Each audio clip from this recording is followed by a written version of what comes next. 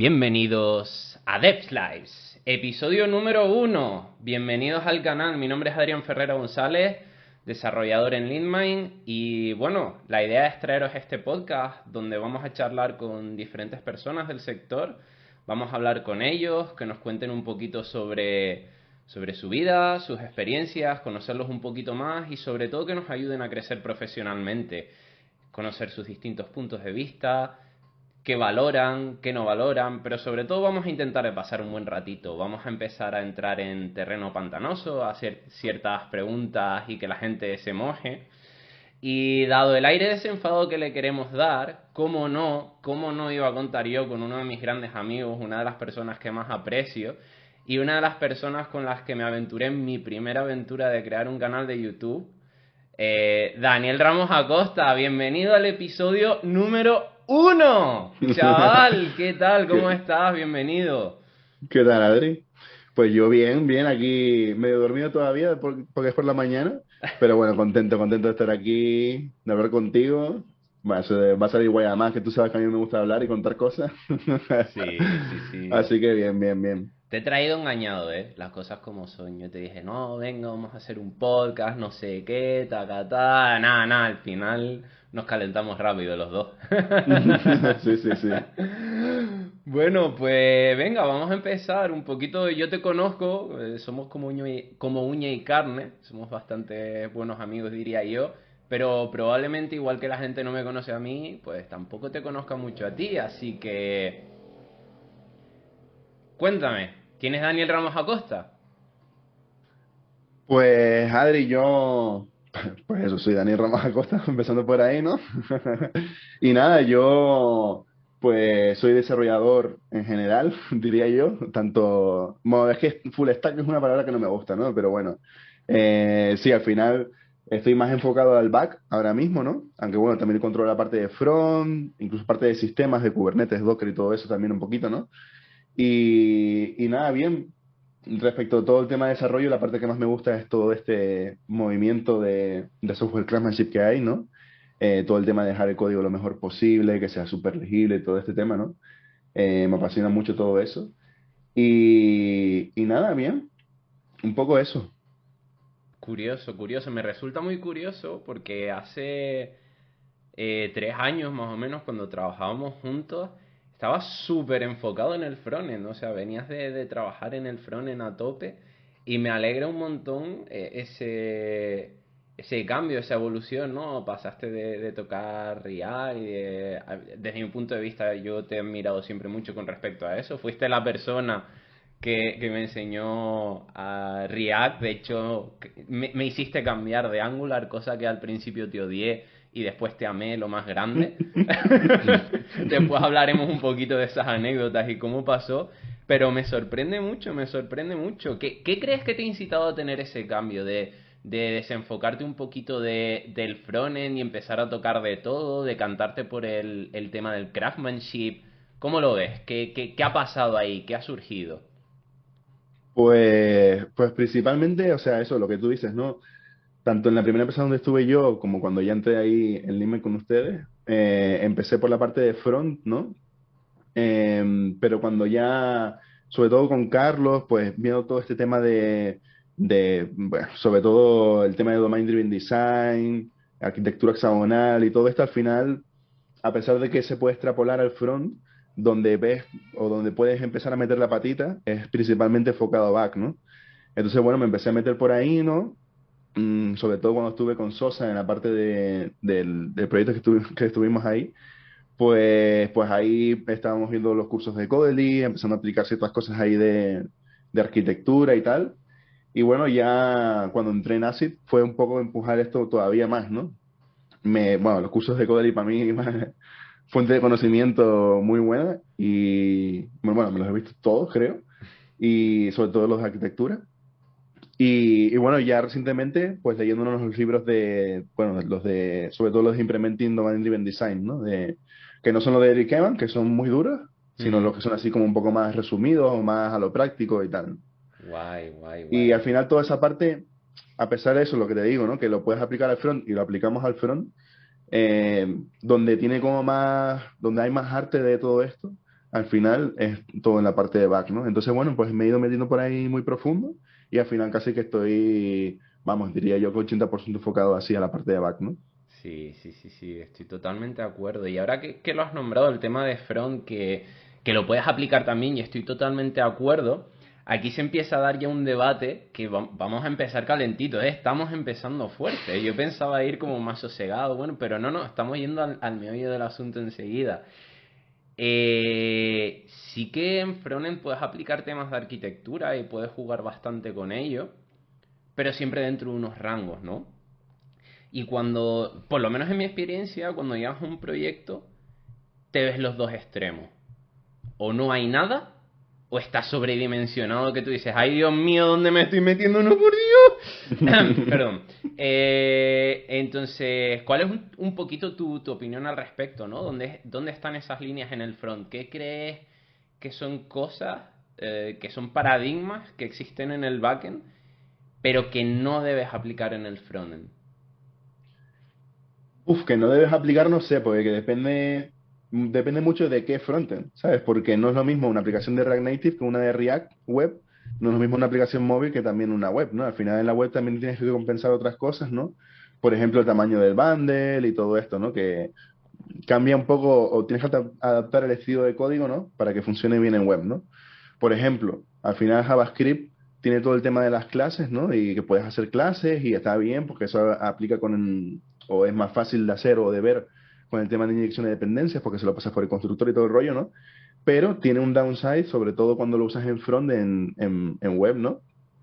Que, que es que minifica muy mal el tema de las clases, ¿no? Entonces, hay alternativas para eso que puedes usar como funciones dentro de funciones, que básicamente es como una especie de inyección a funciones directamente, ¿no? Ujú, O puedes hacer un rollo como lo que hace Rust, ¿no? Que Rust, por ejemplo, no tiene clase, pero tiene como un struct y funciones asociadas a ese struct, ¿no? ujú. Pues puedes hacer un poco lo mismo con JavaScript, ¿no? O bueno, con TypeScript, ¿no? En el front tienes un type y tienes funciones sueltas que están asociadas a ese modelo en concreto, ¿no? Sí. ¿Sabes? No puedes hacer programación orientada a objetos al uso con JavaScript. Bueno, esto en el caso de JavaScript, ¿no? Tal cual en el front porque eso minifica un poco mal, bueno, y una serie de cosas que tiene, Ujú. que bueno. Pero sí, yo creo que lo puedes aplicar casi todo, sobre todo el tema de la arquitectura Hexagonal. de la arquitectura hexagonal, ¿no? O de puertos y adaptadores, Ujú. el tema de tener las dependencias aisladas, ¿no? Con una Sí. interfaz delante o lo que sea, ¿no? Ujú. Yo creo que esa parte aplica mucho al front, a la comunicación con APIs, a, por ejemplo, consultar APIs del navegador o Sí. consultar APIs de terceros, ¿no? Sí, efectivamente, sobre todo cuando empiezas a aplicar temas de server-side rendering, por ejemplo, que es el caso más al uso, donde tu código tiene que ser isomórfico y tiene que ejecutarse tanto en browser como en backend, ahí tienes que desacoplarte muy bien y tienes que saber qué dependencias tienes en cada caso, porque no es lo mismo tirar del fetch nativo que tirar de un fetch que está en backend, ¿no? Ya sabemos que hay librerías que te hacen esa envoltura, que te lo solucionan, pero al final siempre son librerías de tercero, que no es algo que tengas tú el control total sobre ello. Entonces, muy buen punto. Y es justo uno de los argumentos que llevo defendiendo un par de semanas, ¿no? Yo he pasado por todo, ¿vale? He pasado por el tema de vamos a hacerlo todo puramente funcional en frontend.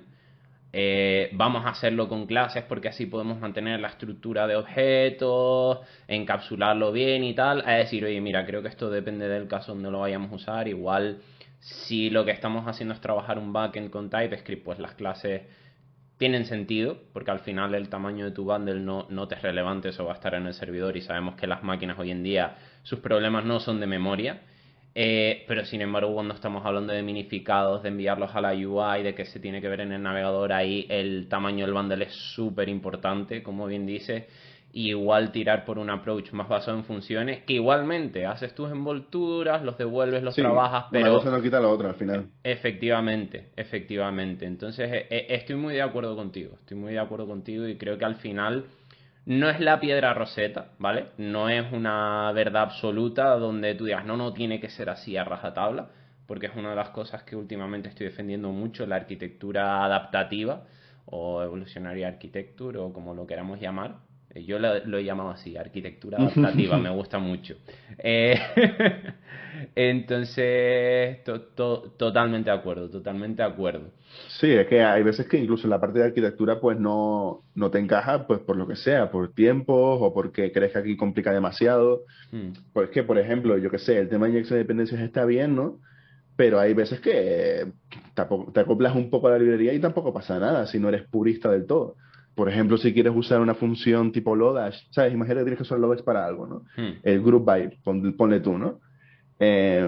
Vale, no hace falta que inyectes Lodash con la libre, o bueno, no Lodash, sino que inyectes el group by o lo que sea para no estar acoplado a que el group by es de Lodash o es de otro caso, sino con que le tengas un wrapper cochino ahí en una función, utils o lo que sea, ¿no? claro, Y así no tienes el import de Lodash por todo el código, sino tienes uno en un sitio, pues con eso te vale, ¿sabes? claro, eso te Entonces, facilita. para mí la inyección de dependencias y todo este tema de arquitectura aplica cuando tienes, sobre todo, problemas al testear, ¿no? De que tienes alguna librería así un poco rara que tienes que usar o alguna dependencia con la API. Eso, la API es lo más típico, ¿no? Mm, Que tienes que inyectarlo para poder testearlo bien, ¿no? claro, totalmente de acuerdo. De hecho, al final te queda muy natural. O sea, todo el testing se ha basado siempre en inyección de dependencias y es uno de los principios de desarrollo. Básicamente es aislarte de las librerías de tercero. Entonces, crearte un grapper que a ti te resulta muy cómodo hacer un mock. Bueno, pues ya está, le tienes la envoltura, haces la envoltura de... Perdón, haces el mock de tu envoltura y todo solucionado. No tienes que estar reinventando la rueda, es algo que se lleva usando un montón de años y que funciona. Entonces, Ujú, ujú. Sí, además la solucionado. probabilidad de que cambie la API de group by de Lodash, dime tú, eso no No. pasa. Pero te puede pasar, por ejemplo, que ahora va a salir group by nativo. Entonces, Sí, bueno, claro, entonces pasa una cosa, ¿no? Y es que si lo tienes por ahí regado el import de Lodash, o sea, hasta algo que tú dices, coño, es que esto no iba a cambiar, era imposible que cambiase, pues mira, cambia. Ahora tienes un group by nativo. Y efectivamente. bueno, te va a ayudar tenerlo en una función aislada, porque usas el group by nativo, le haces un inline a la función y ya está, te queda hecho. Ya está. Efectivamente, efectivamente. O incluso lo cambias en tu grapper, lo cambias en tu Lo cambias en envoltura el y tu wrapper y lo dejas en el aplicación es wrapper, sí. totalmente transparente. No, tu aplicación no sabe que nada ha cambiado. Pero realmente sí lo ha hecho, incluso de cara a las migraciones. Todos sabemos que muchas veces cuando actualizas versiones se rompe API y tener que manejar ese cambio de API en toda tu aplicación es un problema. A ver, si puedes evitarlo porque lo tienes en tu envoltura y lo puedes simplemente solucionar a nivel de tu envoltura, de lujo. Que no, bueno, pues igual también tienes que cambiar un poquito la firma de tu método, de tu envoltura para poder usarlo. Pero, a ver, son casos que tú dices, dentro de lo peor que podría pasar, hemos minificado el impacto bastante. Sí, sí, sí. Y el esfuerzo que te lleva es bastante poco. Quiero decir, ¿cuánto tiempo se puede invertir en crear una envoltura? Nada, eso es. Eh, Realmente no es nada. O sea, creas el exacto, archivo, le pones la función, devuelves lo que tal y ya está. O sea, no. exacto, es bastante corto. Me gusta, me gusta, me gusta. Y Ujú, ujú. bueno, me Y bueno, gusta también mucho, la lo que verdad. tú comentabas de Mm, cara al server-side rendering, por ejemplo, nosotros estamos haciendo la inyección de dependencias en React con el hook del contexto, ¿sabes? La dependencia que tú quieres, sí, o sea, el objeto de contexto de React, bueno, que esto es para los que sepan React, el objeto de contexto de React, lo que te devuelve, ¿no? Cuando haces un use context, lo que te devuelve es la interfaz de lo que estás inyectando, no la implementación, ¿no? mm, Entonces lo guay que tiene eso es que cuando a nivel de server-side rendering, pues tú puedes hacer el switch de que si estoy en cliente inyecto esto o inyecto esto otro, ¿no? Y al final como va por el hook de contexto, tú ni te das cuenta, sabes que tienes algo que cumple con esa interfaz, ¿no? sí. Pero no te das cuenta si es un cliente, o sea, una implementación específica para server-side rendering por lo que sea, o es una implementación del cliente que usa un token que está en el local storage o lo que sea, ¿no? Sí, y además es muy limpio. O sea, a nivel Ujú. de código no es nada engorroso, o sea, es simplemente eso, una factoría. Es una factoría realmente, no tiene más. Es un poquito más engorroso porque tienes que hacer el tema del contexto, el hook y todo el rollo, pero las ventajas que tienes, para mí compensan, ¿no? Que es Sí, que te queda mucho más limpio el código para poder hacer ese tipo de switches y sobre todo para testear, porque para testear le pasas un cliente fake a ese hook de contexto, ¿no? Que implemente la misma interfaz o implemente determinados métodos que a ti te interesa para testear y listo, con Dios. totalmente de acuerdo. Me encanta porque Todavía me acuerdo de aquellos días en Linkcoders cuando empezamos a ver la migración a los hooks, que empezamos a decir No, ¿te burrada y a acuerdas? probarlo en directo. Y me hace gracia que después de casi 2, 3 años, sin haber hablado, porque es verdad que este tema del contexto no lo habíamos hablado, hemos llegado a la misma solución. O sea, estamos aplicando el mismo patrón para Sí, sí, solucionar sí. el problema, así que me encanta que hayamos llegado a eso. Qué bueno, tío. Y además, ¿sabes lo guay? Que todo esto de inyectar por contexto se puede usar también en los otros frameworks, ¿sabes? Por ejemplo, de hecho, creo que lo último que estuve trabajando fue Vue, ni siquiera fue React, Ujú, con Vue 3. Y tiene lo mismo, tío. Tiene lo mismo, podéis inyectar cosas por contexto. La pena que me queda de Vue es que no está tan bien tipado como con React. Es un poco mm. más complicado, pero bueno, lo puedes hacer. Puedes inyectar cosas y es igual de sencillo. Al final, no sé si tenías hooks para poder inyectar cosas en Vue, o era con un parámetro del componente, no me acuerdo, pero al final era el mismo efecto, ¿sabes? Desde Mm, arriba del todo de la aplicación, tú le dices, oye, quiero que esta dependencia sea esta instancia de esta clase o este valor concreto, ¿no? claro. Pero de cara tú del componente para adentro, sabes que es esta interfaz, pero no sabes cómo está implementada por debajo. Claro, y lo bueno de eso es que volvemos a patrones de arquitectura hexagonal, es decir, tú tienes tu parte de infraestructura que al final acaba siendo tu librería o sea, tu herramienta de componentes es React, es Vue, es Angular, es whatever. Introduje aquí un nuevo framework JavaScript súper moderno y molón.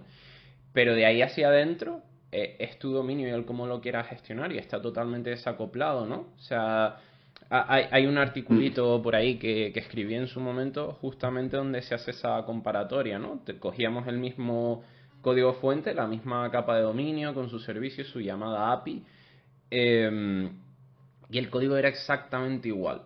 Lo copiabas, lo pegabas y lo único que cambiaba era esa capa de adaptador del contexto para React o para Vue. Y Ujú, realmente era ujú. exactamente la misma aplicación, con el mismo código fuente de dominio, lo único que cambiaba era la librería de UI y no tenías que cambiar nada. O sea, Ujú, solo ujú, tocarte ujú. o el código de React o el código de Vue, pero la lógica detrás y las llamadas a la API exactamente igual, era un copy-paste. De hecho, está subido en GitHub, intentaré poner el enlace en los comentarios para que la gente le eche un ojo si le apetece y el enlace al blog de Software Crafters. Ujú, O sea ujú. que... Y eso, lo que estábamos comentando ahora de inyectar las cosas por contexto y todo el tema, es algo que se ve súper poco en front, sobre todo en tutoriales estos típicos en plan, aprende React en no sé cuánto. O es que, o boilerplates que hay por ahí, incluso documentación de librerías de testeo. Sí. Es que hasta Jest, yo diría que Jest en sí mismo como librería de testing, tienes muchísimas malas prácticas, ¿sabes? De que puedes hacer jest.mock de un import por ahí súper loco, ¿sabes? Y- Y en general veo como mucha mala práctica por ahí de eso, que bueno, no, a ver, puede ser mala práctica o no, depende de tu estilo de testeo o lo que sea, ¿no? Que yo creo que es debatible también, ¿no? De si merece la pena inyectar las cosas o hacer un moqueo del import. Bueno, pues a mí no me gusta eso, no me gusta moquear los imports tal cual. Me gusta más, un poco más tradicional, ¿no? El tema de claro, tener la interfaz y todo el rollo, ¿no? claro. Al final lo de, Realmente, lo de moquear la interfaz es algo que no es nativo de JavaScript, ¿sabes? Eso es algo que funciona gracias a lo de require, ¿no? claro, A lo de como JS, porque lo que hace Jest es que sustituye la función require global, ¿no? sí, Pero con los imports nativos de ECMAScript 6 ya eso no te termina de funcionar. sí. Entonces al final ahí, a futuro, imagínate si no existe ya lo de como JS, no podrías hacer este tema que hace Jest ahora mismo, ¿no? Mm. Y me parece eso un poco mala práctica, ¿no? Incluso el tema de las snapshots, hay gente que cae y testea todo con snapshots. Sí. Hay ciertas cosas ahí que están un poco tensas, ¿eh? Hay dos puntos que tratar ahí que me encantaría tocarlos, tío. Mira, el primero, justamente el viernes, tuvimos algo parecido, ¿vale? Y fue haciendo una sesión de mock programming en LeanMind con el equipo y estábamos viendo cómo podíamos hacer unos test. Y el problema era que teníamos una clase estática por ahí, dando guerra. Entonces, claro, la solución más rápida y menos elegante era tirar de una librería que te permitía eso, quitando temas de inyección de dependencias y tal, hacer un mock del estático, de la clase estática. Y era como, a ver, sabemos que se puede hacer, pero realmente a nivel conceptual esto es correcto. O sea, en realidad lo que estamos haciendo es quitar un código que no es inyectable. que está ahí y que va a ser siempre ese. Pero tenemos que hacer un mock de esa dependencia de alguna forma. Entonces la solución era, oye, podemos utilizar esta librería, creo que estábamos hablando de utilizar Power Mock o algo así, pero al final es eso, es una mala praxis. Y pasa lo mismo con Jest cuando haces el mock de esos import, de esos require. Entonces creo que ahí falta mucho bagaje. Y por otro lado, el tema del código que ves en los tutoriales. Creo que ya, de hecho creo que esta conversación ya la he tenido contigo, pero está bien que la manifestemos. Tú cuando vas a hacer un tutorial lo que ves es un código de ejemplo. Y ya está. Pero ese código de ejemplo no es copy-paste, o sea, casi que es como irte a Stack Overflow y decir, a ver, ¿qué me han puesto aquí? Copio o pego. Tienes que entenderlo y al final eso tienes que modelarlo. Es normal que cuando tú estás viendo un código, una demo, ese fragmento o ese ejemplo, no te lo puedas llevar a tu aplicación directamente. Porque ellos en la demo no te van a poner todo un código de una aplicación real, sino la complejidad de entender ese ejemplo crece mucho. No tiene sentido ninguno. Tienes que ser gradual y decir, oye, mira, ¿cuántas veces no hemos visto en un ejemplo, en un tutorial de Angular o de React o de Vue, que te hacen un fetch al API directamente desde un componente? Tal cual. Y todos los que llevamos un tiempo sabemos que cuando vemos eso nos sangran los ojos. Que dices, por Dios, no, no, no lo hagas.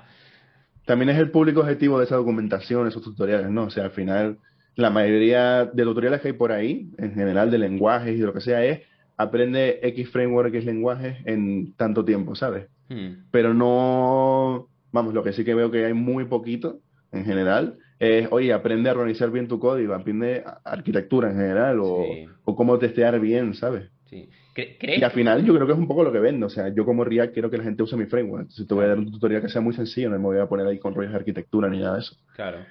Pero bueno, que hay que tener eso en cuenta para la gente que está llegando, lo que sea, que pues hay un tema que es, ok, el framework, pero también hay otros temas que tiene que estar todo bien testeado y tiene que estar todo bien organizado el código. ¿A qué crees que se puede ver eso? ¿A qué crees que se puede ver que los tutoriales que se hacen sean vamos a demostrar cómo funciona mi framework para que la gente lo use? ¿Crees que tiene algo que ver con la velocidad frenética que ha habido de hasta hace 3 4 años de vamos a empezar a sacar librerías o framework para frontend y sin parar y sin justificación simplemente porque el mío mola más? ¿O crees que hay más importancia, que hay más temas por detrás por los que los tutoriales sean así? No, yo no creo que sea por ningún tema concreto, porque además creo que es algo que le pasa a todas las librerías en general, ¿no? De que en cualquier framework, en cualquier lenguaje, no creo que sea algo de JavaScript en concreto, ¿no? O sea, si yo hago una librería para hacer llamadas HTTP, pues te voy a hacer un tutorial de eso, no de arquitectura, ¿no? Claro. Y un poco lo mismo, pues con lo que sea, ¿no? Mm. Ya después para temas de arquitectura, pues tendrás otros recursos, ¿no? Vale. Ahora que sacas el tema de recursos de arquitectura, es una de las preguntitas que tenía preparadas por ahí. ¿Qué recursos de arquitectura recomendarías? Sabemos que son pocos, sabemos que son escasos, sabemos que no son asequibles en el sentido de que a veces tienes que sentarte con paciencia, meditar, tomar muchas tilas, compensarlas y equilibrarlas con mucho café, divagar, probar. Entonces, es como una religión, ¿no? De decir, bueno, pues vamos a entrar en esta secta de la arquitectura y vamos a ver qué se puede hacer aquí. ¿Qué recursos recomendarías ahora mismo? Aparte bueno, si quieres puedes volver a mencionar los que comentaste hace poquito. Sí, a ver, sobre todo de cómo fue que yo empecé a aprender todo esto, ¿sabes? Uh-huh. Que al final fue, pues, primero, nada que nada, entrar en LeanMind, ¿no? Y que Carlos me orientó ahí, yo creo, un montón. No me enseñó nada en sí mismo, pero sí que me dijo, mira, estos recursos, estos libros, estas cosas, ¿no? A los libros no le hice ni caso, pero porque a mí me cuesta muchísimo leer, me cuesta mucho, yo no puedo, es algo que me cuesta. Pero sí que me recomendó lo de Codely, ¿no? Y por ahí fue que arranqué, ¿no? Y eso, ese es un recurso que a mí me es muy fácil de consumir, todo lo que está en formato vídeo, ¿no? Y me vi, bueno, de Codely yo he visto todo, tío. Es que he visto Son todos los unos cursos de la cracks. página de ellos y todos los vídeos de YouTube de ellos, porque aprendo mucho en general, ¿no? Son muy Después buenos. también, bueno, ya después, al final he llegado a un punto en el que yo noto que todavía tengo algunas flaquezas de temas de arquitectura y tal, o que hay cosas que no termino de pillar, ¿no? Y por eso Uh-huh. ya al final hemos hecho como un club de lectura interno dentro de la empresa, ¿no? Y Uh-huh. nos estamos leyendo algunos libros y esa parte sí me ayuda más, ¿no? Me ayuda a tener un compromiso con leerlo y tal, porque si no, si lo leo por mí mismo sé que no lo voy a hacer, ¿sabes? Sí, te Pero el hecho de entiendo. tener tal fecha, tal capítulo, y sabemos que la mayoría lo hemos leído, ¿sabes? Eso Sí, sí, me marca como un compromiso con el que sí me ayuda bastante a leer, ¿no? te entiendo. Pero y además lo que me cuesta leer es libro técnico, porque realmente libros de fantasía y todo el rollo sí, sí me puedo leer más fácil, pero es que un libro técnico tienes que ir, voy a ir subrayando, ¿sabes? Y Sí, tomando apuntes en el Notion y tal, y venga. y Y es más, releer, sobre y todo sí, total, releer. y vuelves para atrás y vas para adelante. Hmm. Entonces, bueno, es más complicado, ¿no? Pero Y también es después, verdad que en los libros de arquitectura tampoco aparece mucho código como tal, son más diagramas, más temas de filosofar sobre lo que estás viendo, depende del preguntas. libro, Ujú. depende del libro. A mí, ya te digo, yo no he leído muchos libros, ¿no? Pero el que me estoy leyendo ahora, que es el de Implementing Domain Driven Design, es, es un libro que está como pensado para gente que ya tiene nociones de Domain Driven Design, ¿no? Sobre todo porque va mucho a saco. Dice, no, esto lo hace el capítulo uno que es introducción, te habla ya de rollos de agregados y de value objects y todo esto, ¿no? Que si eres nuevo a Domain Driven Design, pues igual va a ser duro ese libro. Pero si ya tienes alguna noción, eso, has visto algún vídeo, has visto y has intentado practicar con eso un poco, ¿no? Ujú. Te va a venir súper bien el libro. Además, el ejemplo que te pone el libro, ¿sabes? El libro Sí. va hablando de todo el tema, pero a la vez va como poniendo un ejemplo de gente que sabía un poquito de Domain Driven Design, pero no del todo, ¿no? Sí. Y ese para mí es el público objetivo del libro, ¿no? Y va muy bien porque además va a poner un montón de ejemplos a nivel de código, cómo hacer cosas, y está bastante moderno, La verdad, o sea, no... es para Java, o sea, los ejemplos que tiene son en Java y C Sharp, creo, sobre todo en Ujú. Java, pero vamos, aplica perfecto a todo lo que es JavaScript, TypeScript y todo este mundo, ¿no? Sí, sí, sí, al final estamos hablando de que los lenguajes de programación, o sea, tienen sus particularidades, pero tampoco son tan distintos, pueden tener un enfoque más funcional, más orientado a objetos, pero ya hoy en día casi que tampoco esa es una diferencia predominante, todos los lenguajes tienen ya programación funcional eh, Sí, sí. contextualizada y lo mismo con respecto a programación orientada a objetos. Me gustaría dar un tip aquí porque sí que es verdad que yo soy un gran tramposo en este sentido de leer libros. Yo soy el mayor tramposo que ha existido en la historia. Y es que muchos de los libros los consumo en formato digital, pero en modo audio. Yo los Ah, sí. escucho, sí, sí, sí, sí, todos los libros. Intento de buscarlos en formato EPUB o PDF y con aplicaciones. Lo que hago es que, como bien sabes, yo soy un chico fitness. Entonces, cuando salgo a correr, cuando estoy entrenando, cuando me pongo a hacer cosas en casa, me lo pongo en formato audio, los voy escuchando. Sí que es verdad que a veces es súper divertido cuando llegan a las partes de código import, Claro, claro, claro. almohadilla, bla bla bla bla bla bla bla bla bla, std int dot, y es como, vale, ok, gracias, no quería ir por ahí.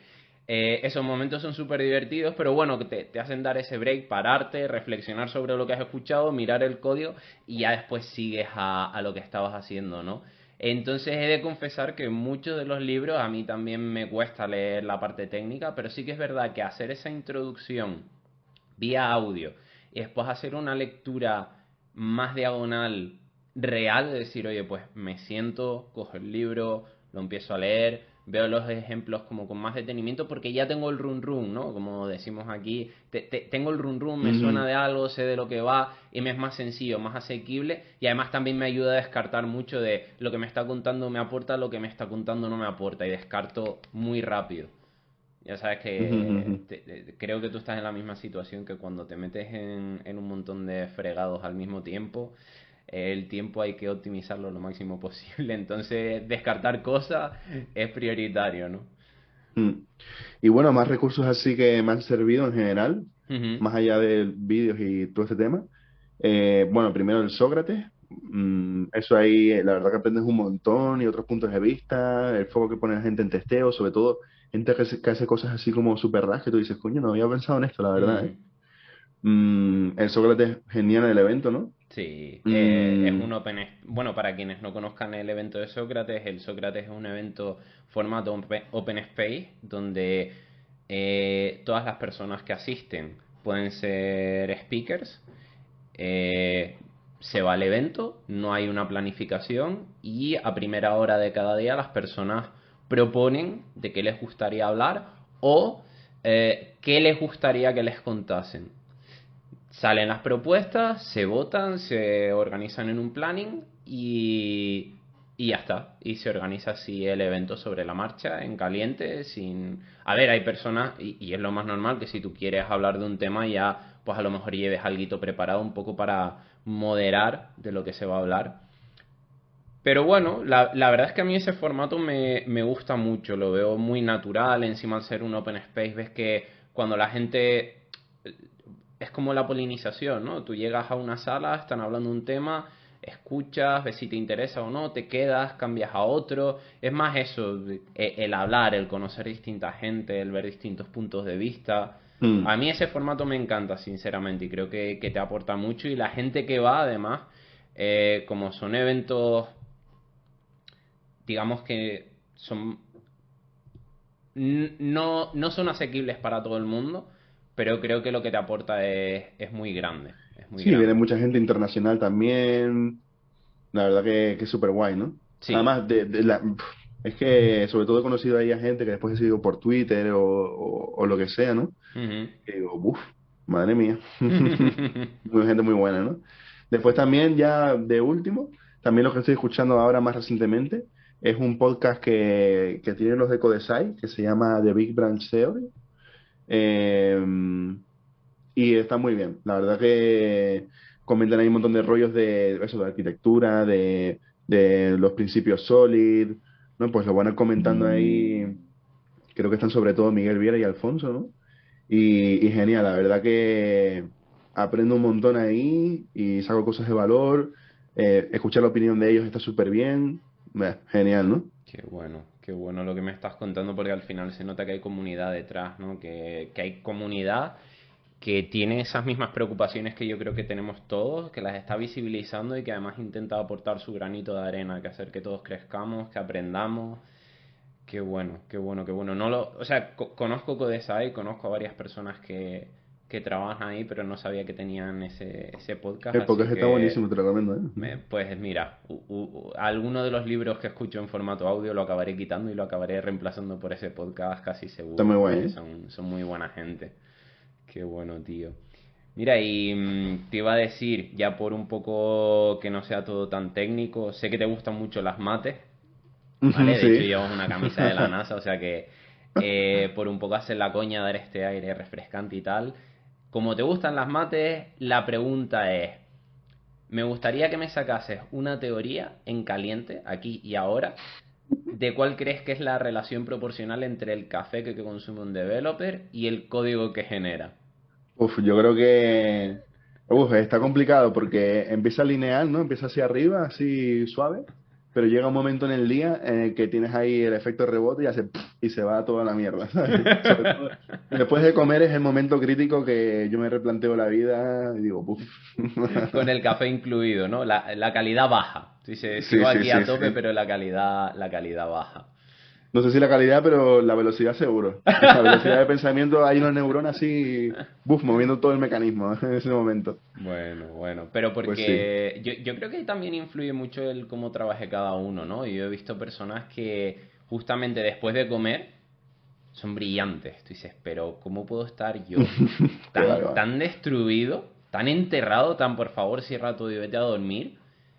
Sí, Y tú sí. estás pletórico y lleno de energía. O sea, ¿cómo lo haces? Dame la receta porque no...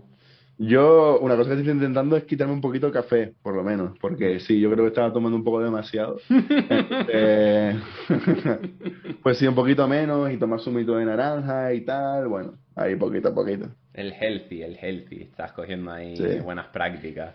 Sí, sí, sí. Tenemos que confesar que aquí, el aquí presente se ha llegado a asustar cuando ha visto la cantidad de café que ingería Dani en un solo día, a primera hora de la mañana. Y dice, Dios mío, que lo tenemos que llevar a urgencia. Sí, sí, sí, Sí, sí. sí, sí, sí, sí. No, qué bueno, me alegro un montón que... Yo también estoy tomando descafeinado ahora. A ver, Sí, sigo tomando descafeinado café, también un pero... poquito. Sí. Mm. Eso sí, sigo tomando café, pero he intentado de meter más descafeinado porque sí que es verdad que cuando de verdad me hacía falta el café y ahora como esto no me hace nada. O sea, ha llegado a ese punto de da igual si es café, si es agua chirri, que no hay efecto, no hay efecto positivo. Pero sí que es Ya, verdad que el problema es que a mí me encanta el café, me gusta mucho el sabor y es esto de que te ponen un café de máquina de estos baratos y tú dices, Y cuando pruebas un café bueno de verdad, bien preparado, que también es importante, dices, ¡fua! Esto sí, es la gloria, esto es el cielo. Pero bueno, pues sí. es lo que toca, es lo que toca. Mira, ¿y tú a Dime. nivel de back estás tocando algo ahora? Sí, sí, sí, sí, sí, sí. De hecho te va a sorprender porque tú sabes que siempre yo he sido muy renegado de Java. O sea, no me ha Sí. gustado nunca mucho. Y es verdad que he trabajado un montón de años con él, pero bueno, la anécdota para que la gente también me vaya conociendo un poco es que cuando yo aprendí Java, ¿vale? Yo estaba en el ciclo superior y Uf, crítico. fue un mes que me puse malo, tío. Estuve un mes con 40 de fiebre que no pude ir a clase. No pude ir a Uf, clase y recuerdo que teníamos la práctica final. Los profesores lo sabían, que yo estaba malo, tenía mis justificantes médicos y todo. Pero bueno, la práctica me la comí como un campeón. Encima con JSP, todas esas tecnologías que ya hoy en día es muy difícil verlas, salvo en, bueno, salvo en casos un poquito legacy, esperemos, si no mal asunto. Pero sí, sí, me comí esa práctica yo solo, sufriendo, y me acuerdo, siempre me acordaré que le dije a mi tutor en aquel momento, por favor, a donde me mandes de prácticas me dé igual, pero que no toquen Java. Y me mandó de prácticas donde nos conocimos, sí, ahí, ahí. A Open Canarias. Y se lo dije, le dije, me acabas de hacer un Cristo, me acabas de hacer un Cristo. Y me dijo, ¿a ti no te gustan los retos? Pues venga, campeón. Y la verdad es que aprendí mucho de esa época, aprendí mucho de esa época, pero bueno, Yo siempre igual. me quedó esa espinita con Java de que le cogí manía por eso, porque como dice la gente hoy en día, me lo tanqueé yo solo. Me lo tanqueé con el pecho por delante y dije, vamos. Pero bueno, con los años le he ido cogiendo cariño y ahora estoy trabajando en Kotlin, estoy tocando backend. Estamos en una aplicación bastante grande, de una empresa bastante grande. Eh, Esa aplicación la utilizan en todo el mundo. El frontend está hecho en React y el backend está hecho en Kotlin con Spring Boot y demás. Y está Está muy divertido. guay Spring Boot, la verdad. O sea, yo he estado trasteando con Spring Boot, con Kotlin justo, ¿no? Ujú. Y solamente para trastear, porque al final yo tengo la sensación, porque nosotros estamos usando TypeScript con Nest, Sí. que TypeScript con Nest es el hijo malparido de Kotlin con Spring Boot, ¿sabes por qué? Porque al final lo ves y es todo igual, tío, es todo Sí. igual, los decoradores. Lo bueno es que Spring Boot tiene el tema de autoinyectable y todas estas cosas que son, vale, tan buenas, ¿no? Al final Mm, para poder inyectar las cosas, ¿no? Pero parecía un poco como, o sea, quería estudiarlo un poquito y verlo un mm. poquito, porque parecía como el origen o el precursor de todo esto, ¿no? Entonces un poco para ver cómo hacían ciertas cosas, ¿no? Sí. Porque, por ejemplo, con unas cosas que yo me estaba pegando últimamente, es que al final tú tienes tus modelos de dominio y todo tu backend ahí, perfecto, ¿no? Y Ujú. al final tienes una interfaz que es el repositorio Sí. y ese repositorio tiene una implementación, ¿no? Pues una de las cosas que nosotros hacemos es que usamos un ORM dentro de la parte de implementación, como detalle de implementación de la interfaz, ¿no? Ujú. Pero claro, tienes que hacer un mapeo entre tu modelo de dominio y el del ORM, ¿no? Sí. Y eso es un poco fastidio, ¿no? Entonces, pues estuve haciendo como research ahí de a ver cómo lo hacen en otros lenguajes, ¿no? Pues usar Hibernate con un modelo de dominio, a ver cómo juega eso, cómo no juega. Uy, Y bueno, tenso, ¿no? O sea, yo la tenso. conclusión que saco es no sé ORM No, no, no, no, no. con... Tienes que desacoplarlo, tienes que desacoplarlo. Mira, nosotros justo hemos debatido bastante en ese tema y a la conclusión que hemos llegado es, sí que es verdad que hay ciertos paradigmas que tenemos que aceptar porque al final es una empresa bastante grande que tiene su estándar y demás. Entonces lo que hemos llegado a hacer es definimos por un lado lo que es nuestro repositorio de dominio, ¿vale? Que no es lo Ujú. mismo que... creo que eso es uno de los grandes problemas que tiene Total, Spring. total, Creo que ese es uno de los grandes problemas que tiene Spring. Entonces sí, vamos a partir por la base. Lo que Spring llama repository no es un repository. Es total. un DAO. Entonces ese es el Ujú. gran problema. Cuando tú hablas de repository, La gente ya asocia, sí, repository, Hibernate. No, ojo. Repository es un repositorio de dominio. Y eso tiene como input y como output entidades de dominio. Y eso internamente eso es una interfaz. Internamente tú tendrás una implementación de esa interfaz. Y ahí es donde tú inyectas los Los repositorios repositorios de de... ujú, JPA. Claro, ujú, claro. Entonces ya tienes tu repositorio de dominio, interfaz, tienes tu adapter, que es la implementación de esa interfaz, y ahí dentro es donde pones, donde inyectas todo lo relacionado a la tecnología de JPA, haces tus mapeos y demás. ¿Qué pasa? Que esos adapters son súper engorrosos, porque al final es donde incluso es inevitable que tenga cierta lógica. ujú. Porque tienes que transformar tu modelo de dominio a varias entidades de JPA o de Hibernate Total. y todo eso es lo que persiste. Tienes además esas reglas de persistencia, tienes además temas de que tu base de datos no tiene por qué reflejar tu dominio, ni tu dominio tiene por qué verse reflejado de forma idéntica en la base de datos. Entonces al final yo creo que en muchas aplicaciones donde el dominio es pobre, gran parte de la complejidad está en esos adaptadores. Bueno, incluso aunque el dominio no sea pobre, incluso te diría que es peor, si el dominio es grande y va a diferir mucho de la base de datos, esos adaptadores son un horror, son un horror, son un A horror. ver, yo... pasa lo mismo, justo, pasa lo mismo en Nest. O sea, Nest tiene TypeORM, que es el que Ujú. usas, ¿no? Sí. Y tiene eso, inyectas un repositorio de TypeORM, ¿no? El user repository, ¿no? Pero Ujú. claro, es un user repository de TypeORM, no tuyo de dominio, ¿no? Entonces hacemos exactamente lo mismo, ¿no? Tienes una interfaz que es de dominio que persiste el agregado del usuario, ¿no? O que interactúa con el agregado del usuario, y después a nivel de implementación de esa interfaz, pues ahí inyectas el user repository, que ese user es el user entity de TypeORM, ¿no? Y el problema es que tienes que tener un mapeo entre tu usuario de dominio y el del ORM, ¿no? Ujú.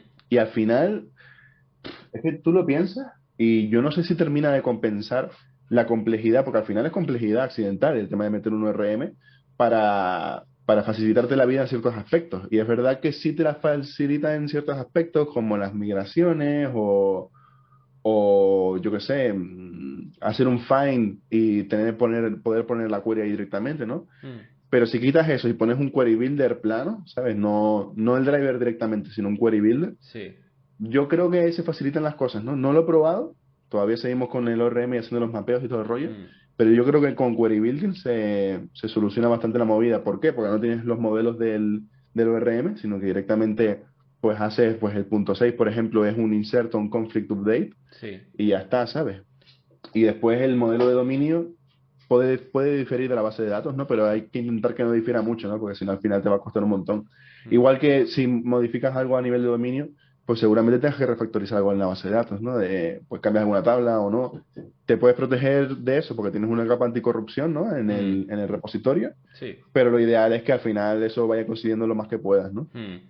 Sí, o sea, y sobre todo una de las cosas por las que creo que al principio se vendieron bastante el tema de los ORM es porque se supone, no sé a día de hoy hasta qué punto esto es cierto, pero que te protegían de posibles inyecciones de SQL, es decir, ellos metían la capa de seguridad por ti y bloqueaban que ese tipo de cosas ocurriesen, ¿no? Que los parámetros te introdujesen pues eso, queries maliciosas a tu sistema. Se supone que todo eso los ORMs ya te lo quitan. Si no, cuando utilizas un query builder igual te lo tienes que currarte un poquito más. Mm, O no del no. todo, es que justo en... Ay, coño, perdón. Ahí en TypeORM Ujú. En TypeORM, ellos usan por debajo un query builder y ya después por debajo el driver, ¿no? Y Ujú. el query builder es justo el que se encarga de escapar todas las cosas, ¿no? Si usas bien un query builder, que eso es otra cosa, directamente puedes poner los parámetros y él te los escapa y tal. Incluso hay query builders que son súper modernos para JavaScript, que tú puedes escribirte la SQL en string, ¿sabes? Interpolando las variables dentro, que es el tema este de template literal con el prefijo, que realmente es una función, ¿sabes Sí, lo que me refiero? Que es lo sí, mismo que tiene GraphQL, que sí, pones GQL y el string ahí, sí. pues lo mismo, pero pones SQL, un string ahí, y todo lo que interpoles, él los capa automáticamente, Qué ¿sabes? bueno, qué Está bueno, qué súper guay porque bueno. te puedes escribir el SQL que te dé la gana, interpolando lo que tú quieras, ¿no? Y él te lo va escapando todo, ¿no? Qué bueno, pues Eso es súper interesante. lo voy a probar porque hace tiempo que no le he hecho un ojo y suena bien, suena bien. De hecho, estoy totalmente de acuerdo contigo en ese sentido. Al final, lo que tienen los ORMs es que tienen una curva de aprendizaje que es innegable. Quiero decir, cuando quieres hacer cosas que se van un poquito de un CRUD, necesitas saber por debajo cómo está bien implementado eso. Total. Y cuando ya vienes de trabajar o de haber estudiado por lo menos en la universidad en los ciclos SQL o bases de datos no relacionales, es más cercano a lo nativo, te es más cómodo, ya tienes ese conocimiento, no es otra curva de aprendizaje a añadir. Más sus particularidades, que después cada uno tiene sus cosas que solo los gurús conocen. Si quieren sacarle de verdad partido a esos ORM. Entonces le voy a dar una probada a ver qué tal. Sí, Y, a nivel interno tenemos un poco esa discusión, ¿no? ujú. De que nosotros empezamos así, ¿no? Con el tema de que el ORM es un detalle de implementación, ¿no? Pero eso al final yo creo que nos incrementa mucho la complejidad de esa implementación, ¿sabes? Pues tienes que tener un mapeo, tienes que conocer cómo funciona el ORM, las cosas, particularidades que puede tener ese ORM, ¿no? Al final un query builder es una herramienta súper bajo nivel, que no difieren mucho unas de otras, entonces, bueno, pues hay que ver, también tienes un poquito más de complejidad en ciertas implementaciones, pero bueno, hay que ver si te compensa ahí o no, Te ¿no? Eso es compensa. un rollo de debate. Yo creo que Es sí. probarlo y verlo. Sí, es probarlo y ver, pero yo creo que sí. O sea, yo te digo, un poco por poner casos reales. A ver, también depende de tu caso, ¿no? O sea, sí que es verdad que si tienes que priorizar velocidad frente digamos, calidad, aunque sabemos que no es así, pero cuando necesitas una solución rápida, los ORMs te pueden facilitar mucho. Pero en proyectos donde tienes una fuerte dependencia de base de datos y maneja, o sea, tu base de datos contiene mucha información de tu dominio, por decirlo de alguna forma, y tus queries son muy grandes, hacer ese tipo de queries de 30, 40, 60 líneas con un ORM basado en entidades es muy complejo y la performance baja mucho también. Sin embargo, si te las picas a mano, sabes que son 30 líneas de SQL o de lo que sea, pero que al final tú tienes el control y puedes hilar un poquito más fino y reducir esos problemas de performance, que en los casos en los que hemos estado trabajando últimamente en estos proyectos que te cuento, es lo que nos hemos encontrado, que cuando quieres salirte ya un poquito de lo que es lo básico, la performance de las queries por los join que te hace, el cómo gestionar los IDs y tal, eso empieza a decrementar y nos hemos encontrado queries que son relativamente, digamos, relativamente sencillas en comparación con las más complejas, que por no conocer bien el ORM se te pueden llevar 5 segundos de ejecución. Tú Sí, dices porque igual 5 tiene segundos de un N ejecución más en una uno o lo query. que sea, o se traen un montón de datos, total. Sí, sí, sí. Efectivamente. Lo del N más uno es lo típico. Ujú, ujú, ujú. Generalmente sí. Sí, sí, sí, sí. Y después lo otro que es así interesante que estamos así, pues también investigando o pensando por lo menos, porque hay una cosa que nos pasa, a ver, no creo que sea ningún problema nuevo, pero hay una cosa que nos pasa, no sé si a ti te ha pasado, que es, pon tú que tienes una tabla de usuarios, ¿no? Sí. Y después también tienes otra tabla, o sea, no tabla, sino, bueno, en el front es una tabla, literalmente, por eso digo tabla, ¿no? Sí. Tienes una tabla de un montón de usuarios, todos los usuarios dentro de una plataforma, y esos usuarios pueden tener suscripciones, ¿no? Y en el frontend tienes otra tabla que es distinta, suscripciones, ¿no? Sí. Y bueno, podrían ser dos agregados, ¿no? A nivel de implementación de back, tienes el agregado usuario, tienes el agregado suscripción, se relacionan por ID o lo que sea, ¿no? Hmm. Y son modelos totalmente distintos, ¿no? Pero hay un problema que es que ponle tú que en el front tienes que no solamente mostrar los datos de la suscripción, sino también el nombre del usuario o el nombre y la edad del usuario. ¿Sabes? Claro. Tienes que mezclar un poco los Los dos datos. datos de los dos agregados, ¿no? Claro. Eso es un poco complicado. Entonces, no sé si tú tienes alguna solución para eso. Ahora te comento la nuestra, a ver qué estamos, o por lo menos investigando. Vale. Entonces, bueno. Vale, a ver, yo te diría que una de las cosas que nosotros hemos llegado a hacer últimamente es decir, oye, dependiendo de cada parte de la aplicación, los modelos de dominio no tienen por qué ser los mismos, porque son partes del dominio distintas. Quiero decir, no es lo mismo un usuario como agregado dentro de una factura a lo que viene a simbolizar un usuario dentro del dominio de autenticación. Es decir, el concepto como tal sí que recibe el mismo nombre, son usuario y usuario, pero dentro de cada parte de la aplicación, del dominio de la aplicación, los subdominios que hay son modelos distintos. Entonces la solución más clara es, si son cosas distintas, llámalos de formas distintas. O ese agregado, gestiónalo dentro del dominio de forma distinta. Es decir, no hay ningún problema porque existan dos modelos usuarios Ujú, como ujú. modelos de dominio, porque la información que van a contener y la información que van a gestionar es totalmente distinta. Y sería un poco absurdo que dentro de la memoria, dentro de la RAM de la máquina con la que te estás trayendo esa query, tengas todo un modelo entero de usuarios cuando lo único que vas a utilizar es una proyección de ella, que es solo el nombre. Entonces, dependiendo de los casos, te renta mucho dentro de tu dominio el reflejarlo de una forma o de otra.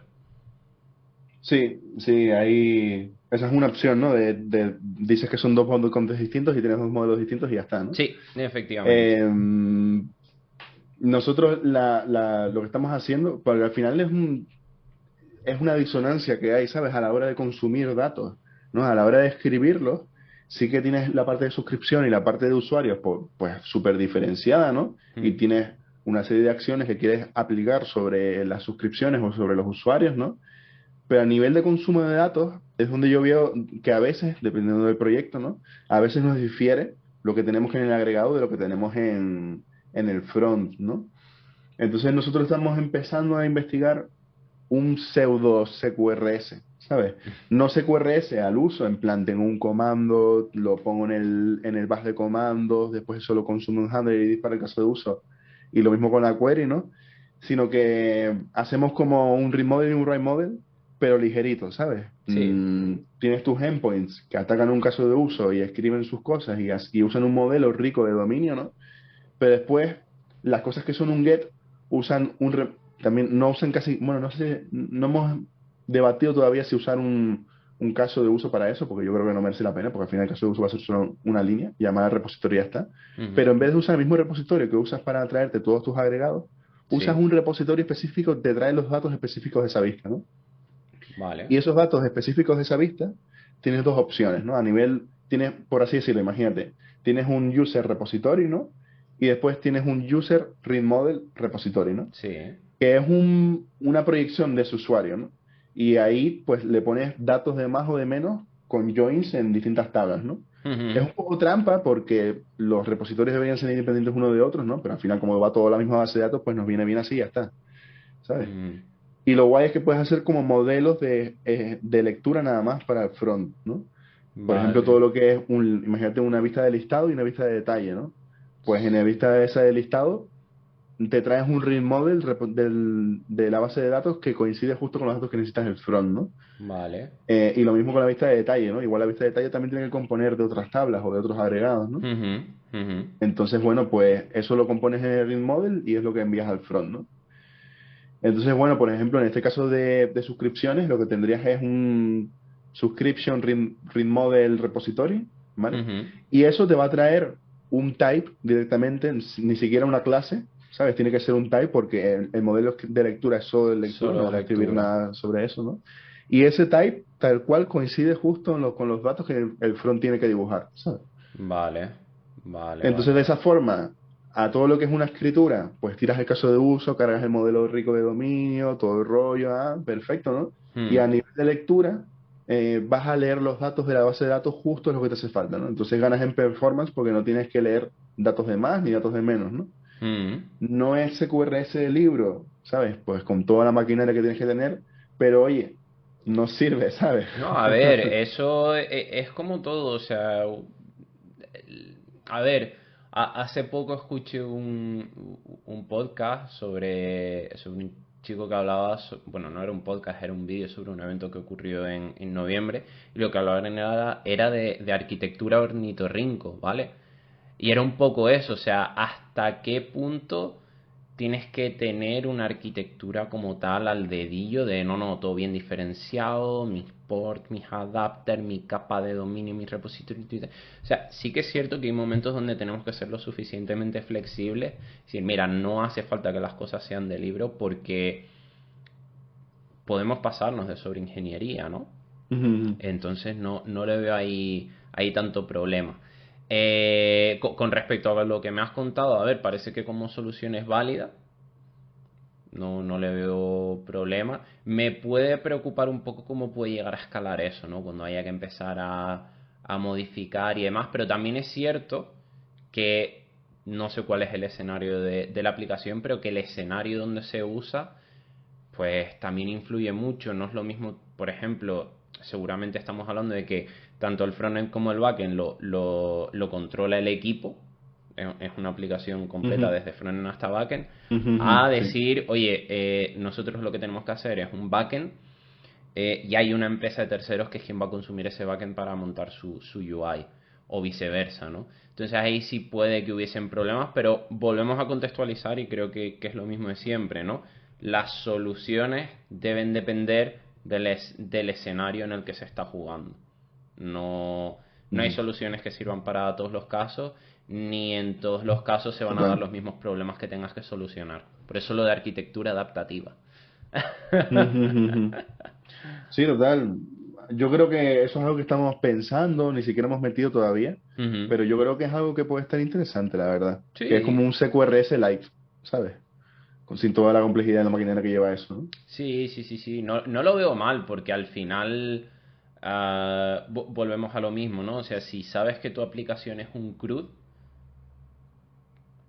todos sabemos que es bueno tener una capa de dominio, pero si solo tienes un CRUD y estás trabajando, por ejemplo, en una startup donde tienes que dar valor rápido, donde lo que te interesa es que haya una inyección monetaria de los inversores y que pues da valor rápido, porque tienes que iterar rápido y tienes que equivocarte rápido para corregir rápido. Entonces, ¿para qué quieres Ujú, estar metiendo capas de dominio cuando de hecho ni siquiera existe un dominio? Probablemente las personas que están diseñando el negocio de esa aplicación todavía no tengan ni siquiera un negocio, lo que quieren es hacer cosas y que eso se guarde. Entonces, sí, que igual ni siquiera tienes un backend, tienes un Excel cochino ahí y ya está, ¿no? efectivamente. Entonces, creo que eso es uno de los grandes problemas, ¿no? Que hoy en día queremos ser súper pragmáticos y súper puristas y decir, no, es que esto...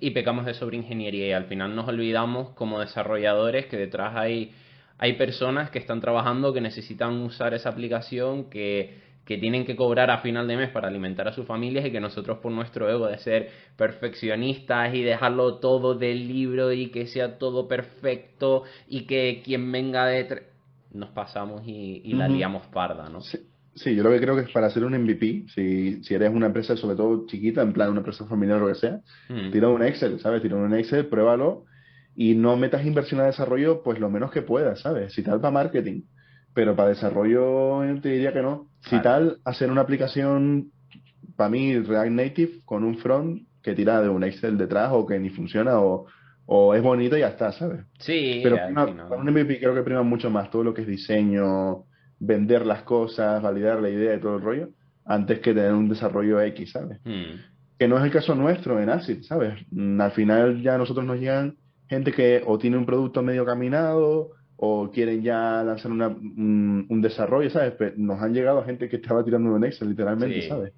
Entonces, bueno, en ese punto sí que ya puedes pensar algo que no es tan cruz. De hecho, para mí, el 90% de los casos que tenemos aquí en ACID son de dominio rico, ¿sabes? Es un Mm, negocio que tiene, yo que sé, que si mascotas o no sé qué, que tienes que sincronizar las suscripciones con no sé cuánto, o tienes que ir a ponerle no sé qué, ¿sabes? Y tienes un montón de lógica que si de un principio no lo hubiésemos hecho aplicando todos estos temas de arquitectura de y tal, ujú.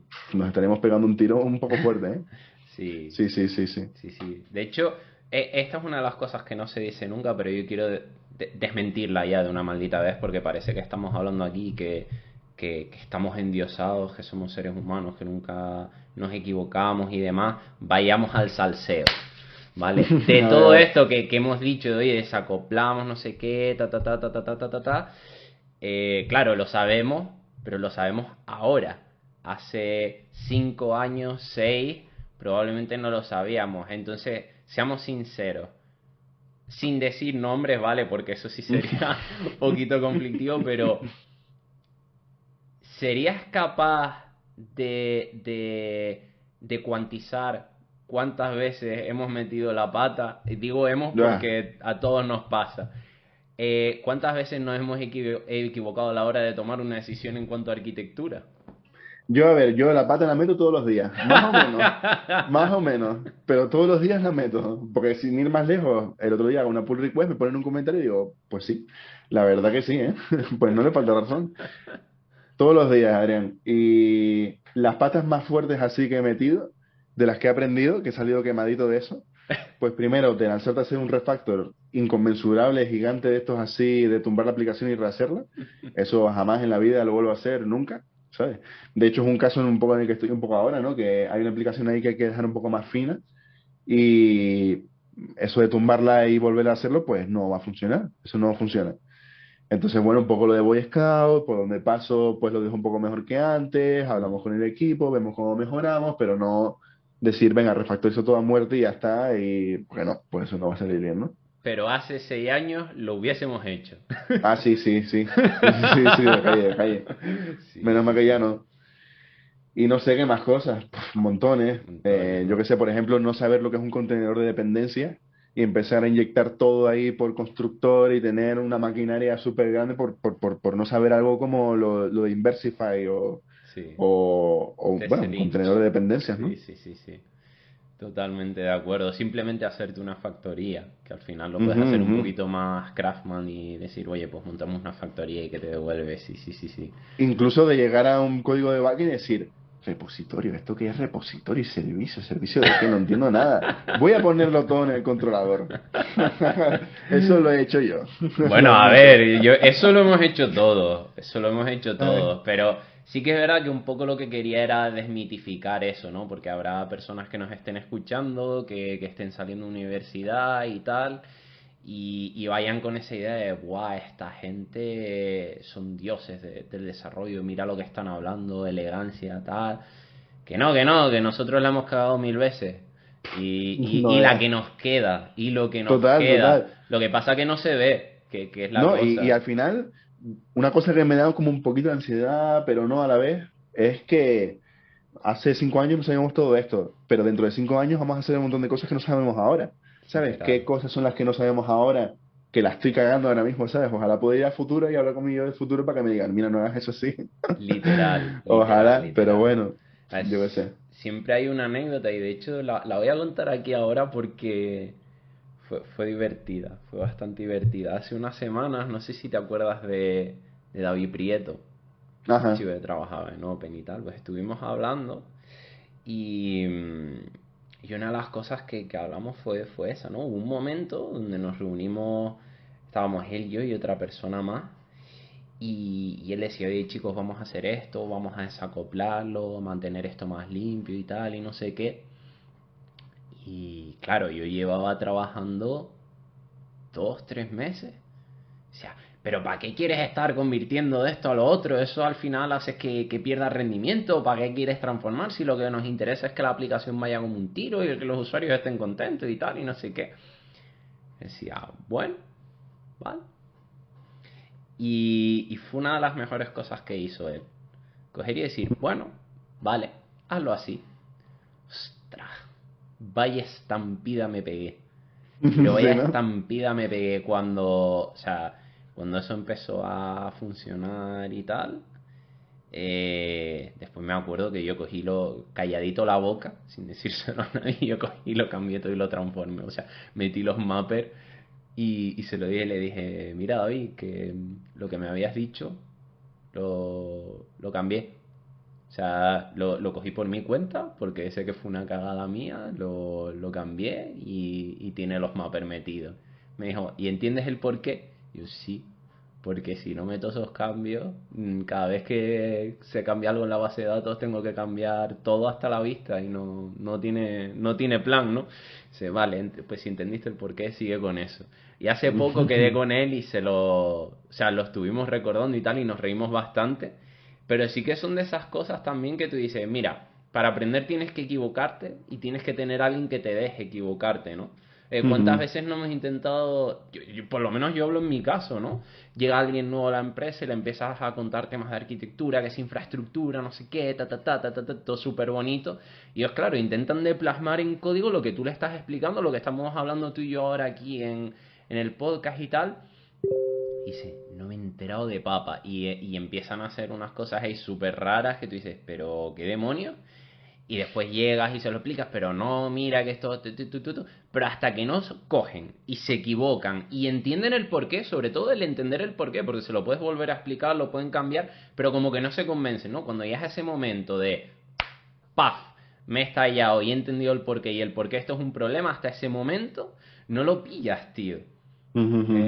Total. Es maravilloso, es Sí, se aprende a maravilloso. base de hostias, ¿no? Literalmente, literalmente. Y sobre todo, yo tengo que confesar que soy un poco escéptico, ¿no? A mí me gusta ponerlo todo a prueba de ver y hasta que no me pego el golpe grande, es decir, ostras, me equivoqué. Entonces, por eso yo creo que es muy importante probar. A ver, obviamente no vamos a hacer kamikaze y vamos a decir, uy, tenemos un cliente, vamos a probar en su Total. proyecto. No, no, no, no. Por eso es tan importante tener un pet project, hacer Ujú. cositas, dejarlo un tiempo, 2 años después retomarlo, intentar hacer cambios con lo nuevo que has aprendido y decir, ostras, pues aquí me equivoqué por esto, y vas aprendiendo así, ¿no? Obviamente, por favor, que nadie haga esta locura de coger un proyecto de un cliente y decir, vamos a experimentar, porque al final ellos No, no, no, claro. ni de coña, pero... Hay una cosa que dice Carlos que a mí siempre me resuena es, si tú fueses el cliente, ¿pagarías por eso? No. Efectivamente, Así efectivamente. que nada, pues no lo hagas. Efectivamente, efectivamente. Estoy totalmente de acuerdo. Estoy totalmente de acuerdo. Ay, tío, qué bueno es hablar contigo. Es maravilloso, es maravilloso. Ay, se me quedan cosas en el tintero que quiero hablar, ¿eh? Pero bueno. No, todavía tenemos tiempo. O sea, Ah, no, que tenemos tiempo. yo nunca he puesto límite al tiempo que vamos a estar aquí. O sea, lo que quieras. Lo que quieras. Pues mira, si quieres, una última cosa interesante ahí que tenemos también en Back, que está Sí. guay, y bueno, es algo que no sé si se verá mucho por ahí o ni idea, Ujú. por lo menos en todo el ecosistema de Node no lo veo, que es con el tema de inyección de dependencias y tal, al final cuando lo tienes bien montado, es fácil cambiar una dependencia por otra, ¿no? Entonces, una cosa que tú tienes en Nest, cuando vas a hacer un test, la parte de test end-to-end de Nest, que no es end-to-end, o sea, bueno, habría que definir lo que es test end-to-end, ¿no? Sí. Pero es test API, ¿no? O sea, hace como si fuera un fetch, consume a la Sí. API, ¿no? Y te devuelve, Sí. ¿no? Tú puedes instanciar ahí el backend y puedes sobreescribir las dependencias que quieras, ¿no? Sí. Pues nosotros una cosa que hacemos es cuando tienes que desarrollar algo nuevo, te escribes un test de esos, ¿no? Y tenemos dos formas de lanzar los test en end. Uno es como una variable de entorno, que lo que hace es que cambia todos los test, o sea, cambia todas las interfaces de los repositorios a repositorios que son en memoria. Funcionan igual, pero internamente usan un array, literalmente, ¿sabes? Hacen un Vale. push a cosas que hay ahí en un disk Ujú. y ya está, ¿no? Es una implementación de repositorio, pero local, en código, ¿sabes? A nivel de memoria. Sí. Y después tú tienes otra implementación que es de SQL o lo que sea, ¿no? Ujú. Pues lo que hace es que esa feature la desarrolla usando ese lanzamiento con esa variable de entorno puesta, ¿no? Y lo guay es que los tests se tiran súper rápido, ¿no? Los end-to-end. Sí. Puedes hacer eso, pues outsiding básicamente, ¿no? Te picas un test end-to-end que te replica todo lo que tú quieras, ¿no? Y Ujú. después ya vas hacia adentro, ¿no? Pero Vale. puedes hacer bastante o testing de ese, lo tiras muy rápido, ¿no? Ujú. Porque no tienes ni que tener el Docker subido ni nada, ¿no? Porque al final está usando esta implementación, ¿no? Claro. Y lo guay es que ese mismo test te sirve porque después cambias a ver el entorno y se tira contra base de datos de verdad, ¿sabes? Vale. Y usas una base de datos de verdad y pillas, pues si estás insertando algo nulo en una columna o cualquier cosa, pues lo puedes pillar por ahí. Claro. Eso no quita que le hagas test al caso de uso y le hagas test unitarios también, bueno, de integración a la implementación de SQL del repositorio, ¿no? Claro, claro, claro, claro, claro. Pero está súper guay poder hacer outside así como rápido, ¿no? De tener Mm. la implementación de memoria para poder tirar los test así, bum, bum, bum, bum, bum, todo Claro. el rato, ¿no? Que tienes el feedback loop ahí súper fresco, ¿no? Sí. Y vas para adelante, ¿no? Y Sí. lo otro, el problema que tiene esto son los test end-to-end, que son un poco chungos de escribir, ¿no? Es un RQG a la API y todo eso, ¿no? Sí. Y entonces una cosa que estamos haciendo que está interesante es que tenemos un cliente de la API Mm. como si fuese una librería, ¿sabes? Vale. Entonces tú, por ejemplo, puedes, pues instancias, tienes una clase que se llama el test client, ¿no? Sí. Esa clase la instancias, ¿no? Y por debajo usa supertest y toda la movida, ¿no? Toda esa Ujú. maquinaria. Ujú. Pero desde el punto de vista del test, tú lo que ves es new test client, ¿no? Y haces api.create user fulanito de tal. Vale. api.update payment method, ¿no? Y así un par de cosas, ¿no? Y puedes interactuar con la API no mediante los endpoints, sino como si fuese una librería directamente, ¿no? Vale. Y esto está súper interesante, ¿no? Porque después incluso puedes agregar comportamiento, ¿no? Imagínate que para un test yo necesito un usuario que está registrado, con su perfil puesto, con Mm, su método de pago puesto y confirmado el método de pago, ¿no? Son como claro. 5 cosas previas al test, que o puedes poner las 5 seguidas, ¿no?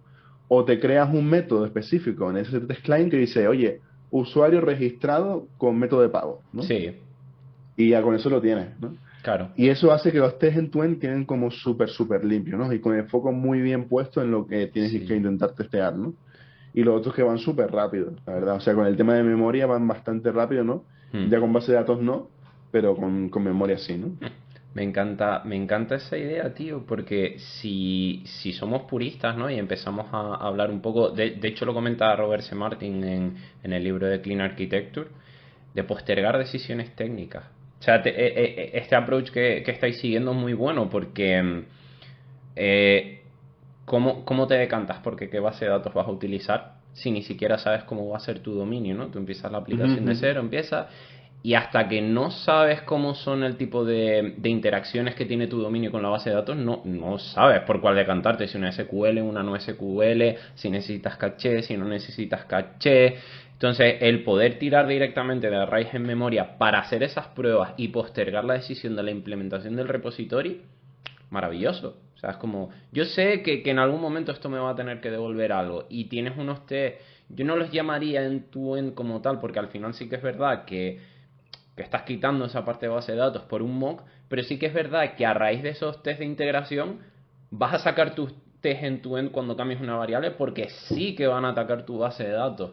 Está bastante curioso y además que cuando tomes esa decisión y hagas el switch de la variable, ya vas a tener esa decisión tomada y vas a ver que estás escribiendo en una base de datos, en un fichero, o vas a Mm. poder decir, oye, pues es mejor esta base de datos, esta no, Está muy guay, me gusta ese enfoque, me gusta ese enfoque. Sí, son dos De... patas, ¿no? Una es de los test en tu end poder tirarlos con ese switch, ¿no? De que Ujú. puedes tirar contra memoria, contra base de datos. Sí, Eso es interesante. Y lo otro es lo de tener un cliente de la API solo para testeo nada más, ¿sabes? claro. Está súper guay. Además, a mí me gustan mucho ese tipo de test porque son muy caja negra, ¿sabes? Mm, No tienes que... pues, el problema que tiene un test unitario sobre un caso de uso es que si cambias el modelo, cambias el agregado, le quitas atributos, le pones atributos, ujú. se te van a romper algunos test, depende de cómo lo tengas, ¿no? Puede que se Sí, te rompan algunos, ¿no? El test en tu end, hacer tan caja negra que interactúa con la API, pues puedes cambiar hasta los agregados, puedes cambiar hasta el claro, dominio, que te da un poco igual, ¿no? claro. Entonces, bueno, está interesante esa parte. El problema es que yo ni siquiera sé qué definición poner a esos test, porque en esos test, que nosotros llamamos end-to-end, pero no sé ni qué nombre tienen, nosotros moqueamos todo lo que son terceros, pues por Mm, ejemplo, todo lo que son terceros impuros, en el sí. sentido de, por ejemplo, Stripe lo podemos tirar, pero en modo sandbox, ¿no? Ujú, Pero preferimos no tirarlo para no estar consumiendo de la API a ellos así en plan intenso, ¿no? Y usamos ujú, un mock ahí, ¿no? Pero también otros terceros así, pues los tenemos moqueados, ¿no? Y el único que tenemos ese switch es el de la base de datos, ¿no? Y claro. realmente consumen API, pero son test tan limpios, tan pequeños y van rápido en general, que no sé si se consideran test end-to-end. Y yo lo único que he encontrado sobre esto es una cosa que se llaman test unitarios sociables, ¿vale? Que lo que hace es justo eso, ¿no? Pues interactúan como con varias cosas, ¿sabes? Sí, Registran un usuario, hace no sé qué, hace no sé cuánto, y una última, ¿no? Integran vale. varios casos de uso. Eso es un test unitario sociable, por lo visto, que no he leído del tema, tengo que informarme más. Pero está interesante, la verdad. Porque lo que me pasa es eso, que o hemos encontrado, si ha sido solamente test unitarios en los casos de uso, pillas errores pues de comunicación de uno a otro, que uno escribe una cosa, otra a otra. Ujú, Entonces el tema de tirar los test estos así que tenemos, pues nos da mucha confianza, la verdad. Sobre ujú. todo confianza. Vale. No, o sea, me llama la atención, o sea, por sacarlo un poco a colación, ¿no? Me llama la curiosidad que los llaman test unitarios sociables, porque al Sí, final, sí.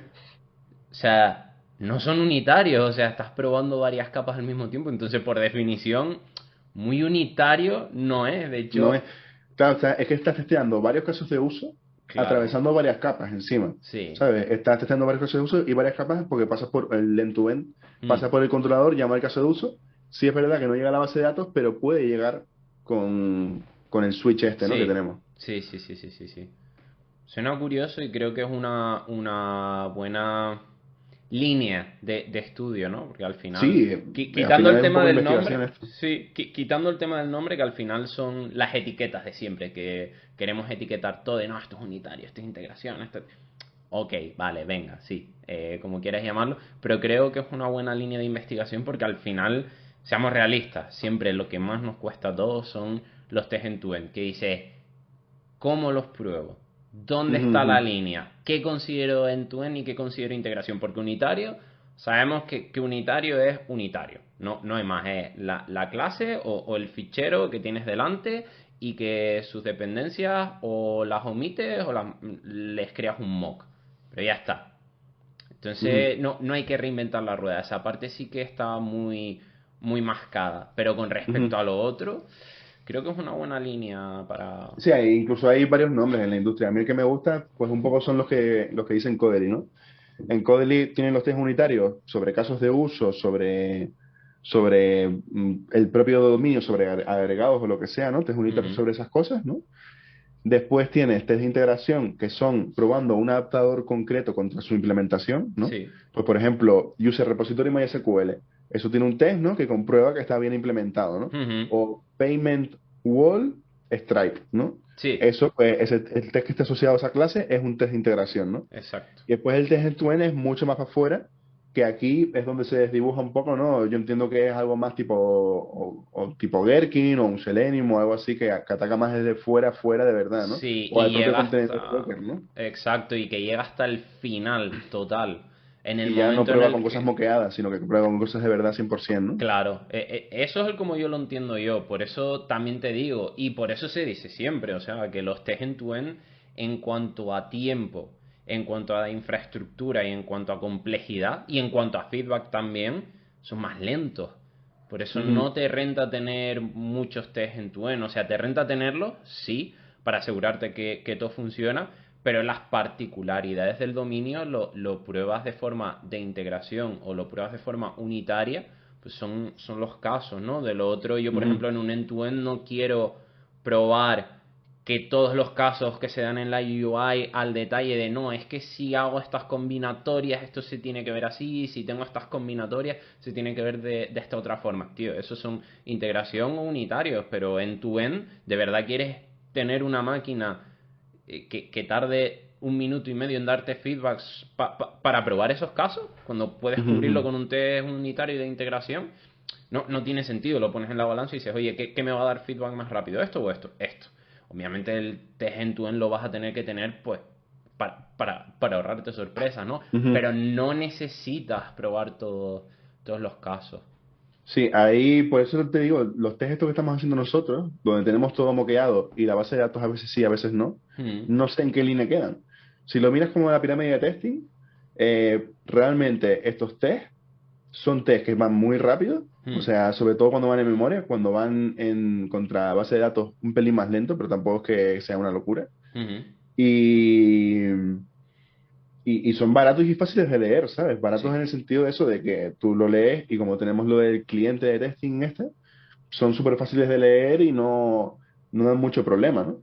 hmm. Entonces son como un end-to-end, está como en la barrera de, para mí, sí, como entre unitario y end-to-end, un rollo así, ¿sabes? Sí, yo, Lo guay es que nos da mucha seguridad. Eso para mí es lo importante, ¿no? De que tengas confianza de que el código que estás subiendo pues va bien y sobre todo el feedback loop, tío. Eso es, uff, va a estar total. rápido y no implementas nada de los modelos, te olvidas de la base de datos, va todo outside in, ¿no? Sí, Perfecto, tal.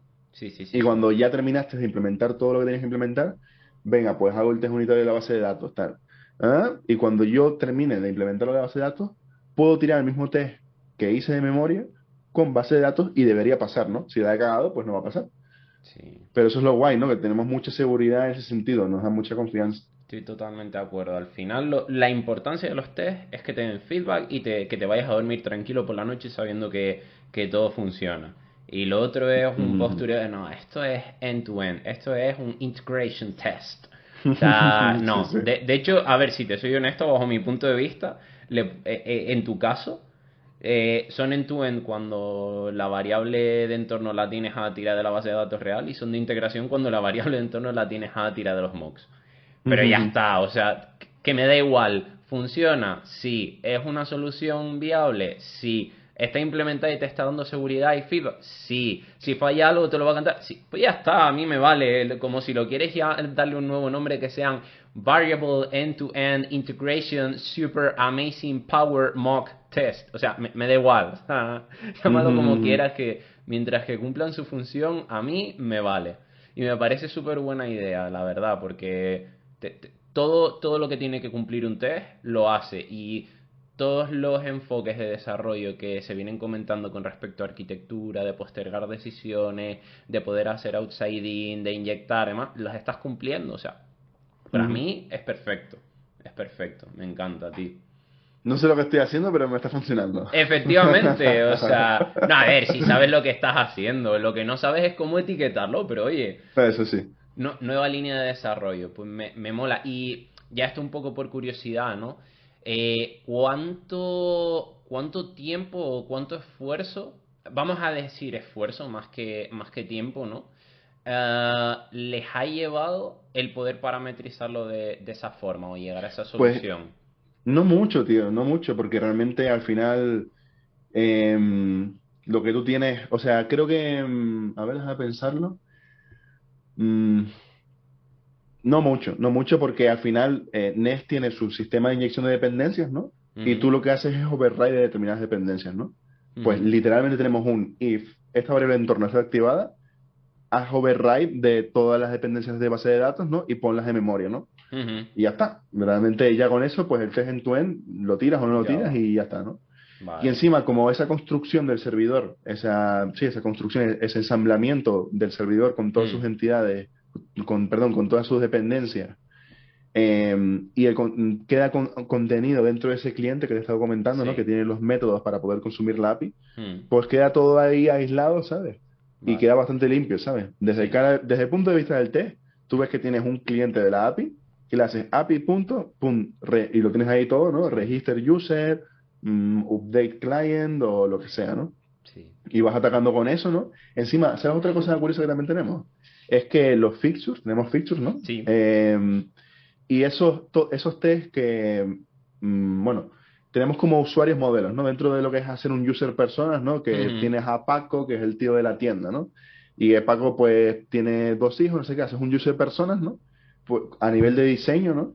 Y ese user personas lo puedes trasladar al código a nivel de features, ¿no? A claro. nivel de fixtures. Sí. Entonces, también tienes a Paco, que tiene un email, que tiene un nombre, que tiene un teléfono, ¿no? Y esos son los datos por defecto que tiene el cliente de test de la API, ¿no?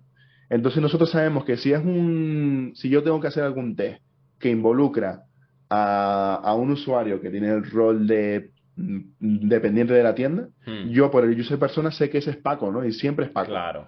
¿sabes? Claro. Entonces personificas mucho los test y eso está súper guay, ¿eh? Eso está súper guay, sobre todo cuando tienes como cinco roles, pon tú, dentro de lo que es la aplicación, Sí. ¿no? Y siempre sabes que cuando tienes como una convención de que Paco siempre es la persona que hace esto, después tenemos a una persona que no se llama Paco, sino que se llama no sé qué, que es el que rompe la API, el que intenta el atacante, ¿no? O es if, pone tú, ¿no? Llamas a if, ¿no? Y entonces if, tú dices que es la persona que intenta siempre atacarte, en plan, romperte y crear una reserva en los tiempos que no puedes, o intenta atacarte sin un JSON Web Token, o este tipo de cosas, ¿no? Qué bueno. Entonces, el tema de personificar los test con personas dentro de un user persona está súper guay y encima esos datos los puedes poner en los decoradores del Open API y Sí. te quedan ahí todos los datos de los endpoints pues con ejemplos casi reales, ¿no? Claro. Está súper guay. Eso Claro, está súper interesante. y además a nivel de Domain Driven Design te encaja muy bien por el tema de los actores, ¿no? Que te dicen que siempre personifiques, que apliques, Claro, entonces que en tengas un cuanto le... ejemplo, storytelling. Claro, claro, claro, claro. Me mola mucho esa idea, tío. Entonces, literalmente en un test en tu end tú tienes API.register pago. API. Añádele un método de pago a Paco. Tal. O si no pones nada, sabes que por defecto ese endpoint ataca a Paco. ¿Sabes? Claro. Entonces, pues no puedes ni si quieres ni poner nada, ¿no? ¿Sabes cuál es el mayor problema de eso? que ¿Di? cuando le des el nombre a la persona que la lía siempre, al par de semanas te entre al equipo alguien con ese nombre y ¿Te ya imaginas? sea... No, ¿sabes? Es que sabes lo divertido, que nosotros ponemos a gente de la empresa, ¿sabes? En plan, pues ¡Ostras! ponemos a Jaume, lo que sea, y ese es el que rompe la API, ¿sabes? Sí, sí, sí. ¡Ostras, qué Para las bueno! risas, ¿no? Sí, Sí, sí, sí. está guay. Lo bueno es que ellos nunca verán digo... Y literalmente una feature para nosotros, o sea, es un const Paco, todo mayúsculas, ¿no? Igual, y un correo, un nombre, tal, todo ahí en un objeto ahí, ¿no? Y esos objetos lo puedes consumir desde los endpoints, ¿no? O Sí, sea, los endpoints, todo el body por defecto tiene valores que tiran de ese feature, ¿no? sí, sí, sí, Eso está sí. súper guay. La verdad que a mí me gusta mucho eso, ¿no? Me ha molado mucho la idea, ¿eh? Yo creo que esto es súper constructivo y que lo voy a empezar a poner... Lo voy a empezar a aplicar bastante. Me mola, me mola, me mola.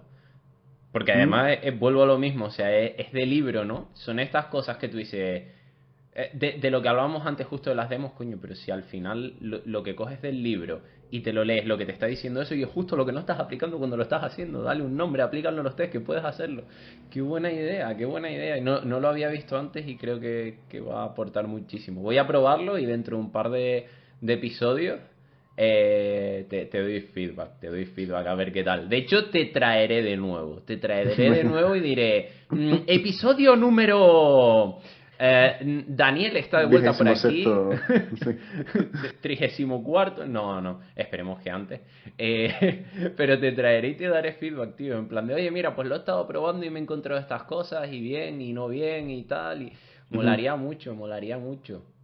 Sí, y ahí lo último que yo quiero investigar, que no, pues no he tenido tiempo todavía, ¿no? Es que ahora mismo tenemos eso, ¿no? API.registeruser Paco, ¿no? Sí, API. No sé qué tal. Estaría guay que también fuese como en el otro sentido, ¿sabes? Que pudieses hacer Paco.createReservation, hacer no sé qué, ¿sabes? sí. Y que puedas consumir la API. O sea, bueno, me parece bien que puedas consumir la API como API.haz cosas, ¿no? Ujú, Pero también puede estar guay que personificas la API desde el punto de vista de alguien, ¿sabes? claro, Es Paco el que interactúa con la API, ¿sabes? Y Paco es el que crea la reserva en la API, ¿sabes? claro. Entonces, ese tipo de test también quiero darle una pensada a ver cómo se puede plantear todo eso, ¿no?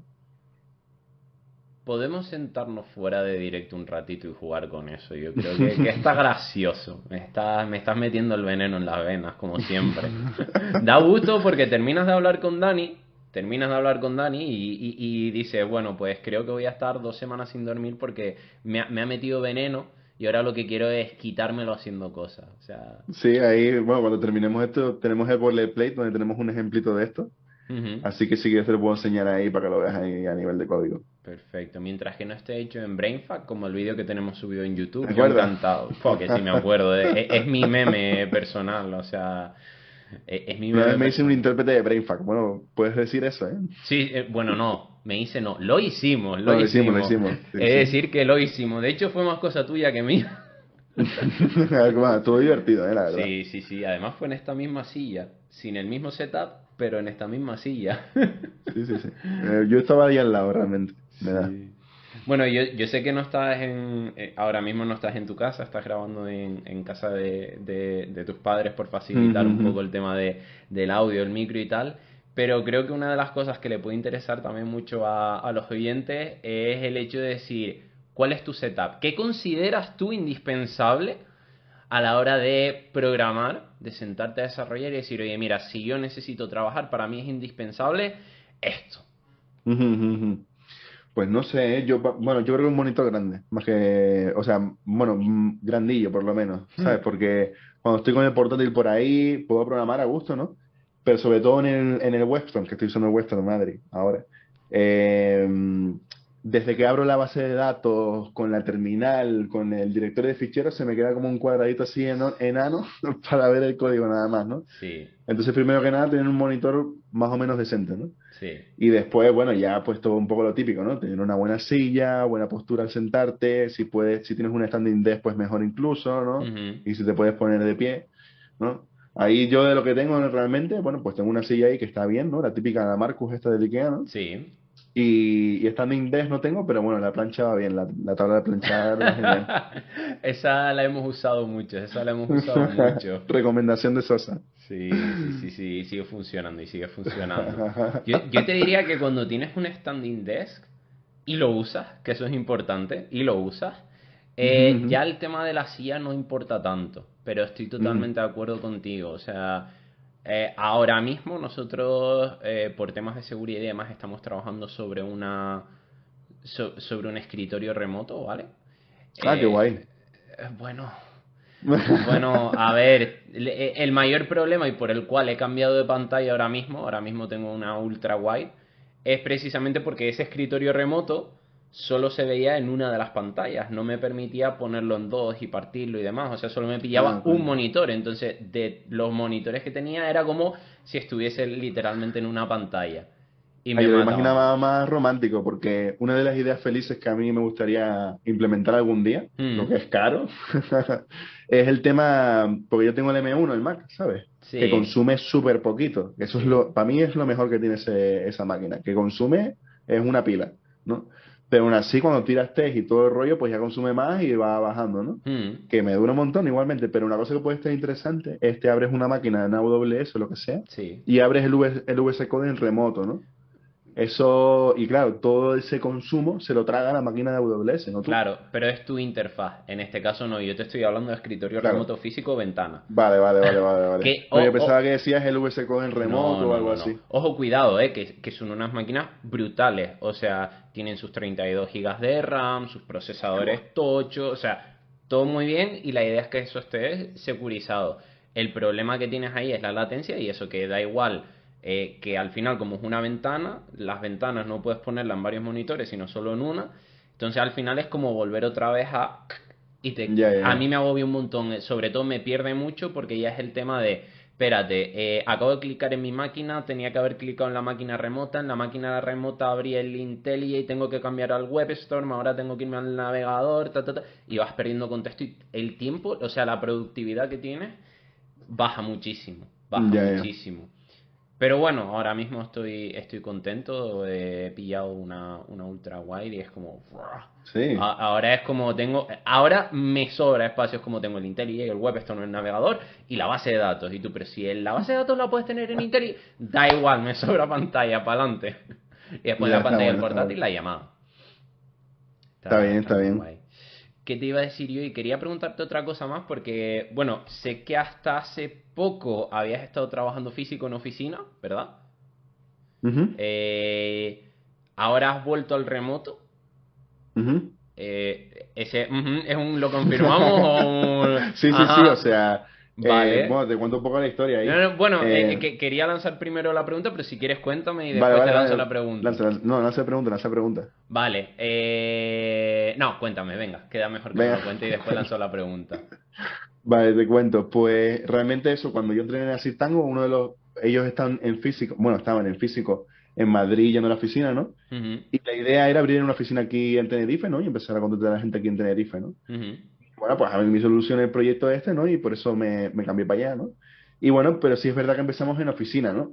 Teníamos el tema de horario flexible y podíamos trabajar algún día desde casa, lo que sea, pero no era normal. De normal íbamos a oficina, ¿no? ujú. Y bueno, bien, ¿no? Pero al final lo de remoto también está muy guay, ¿no? Entonces, bueno, entró lo del COVID y al final pues empezamos ahí a estar en remoto, ¿no? Pero pensábamos que íbamos a terminar volviendo a la oficina, ¿no? Sí. Pero al final se alargó mucho lo del COVID y ya al final pues casi que, sobre todo cuando ya terminó de pasar, íbamos a la oficina una vez a la semana, dos veces por semana o algo así, ¿no? Sí. Que bien, está guay, ¿no? Pero al final teníamos la oficina un poco muerta de la risa. Para qué mentirte? O sea, íbamos de vez en cuando, ¿no? Entonces, bueno, al final ya la última decisión que tuvimos es, mira, no estamos yendo a la oficina casi nunca. Mm, De vez en cuando vamos los típicos para vernos y tal, pero de normal casi que no va nadie, ¿no? sí. Y al final decidimos cerrarle y ya está, ¿no? Entonces, si nos tenemos que juntar, pues pillamos un coworking o lo que sea, ¿no? De Sí. hecho, dentro de, no sé si la próxima semana o la siguiente, creo que es la siguiente, que tenemos el All Hands, ¿sabes? La reunión está Sí. así como a Sí, sí, nivel de sí, la sí, empresa, sí. ¿no? Y vamos a ir a un coworking allí en Oratava, ¿no? Entonces, Mm, de hecho, igual veo hasta Iván y todo, porque como está Espero por allí, creo, puede pues ser. igual les veo. Sí, sí, sí, no, no lo veo descabellado ese. Pero eso sí, si vas, por lo menos.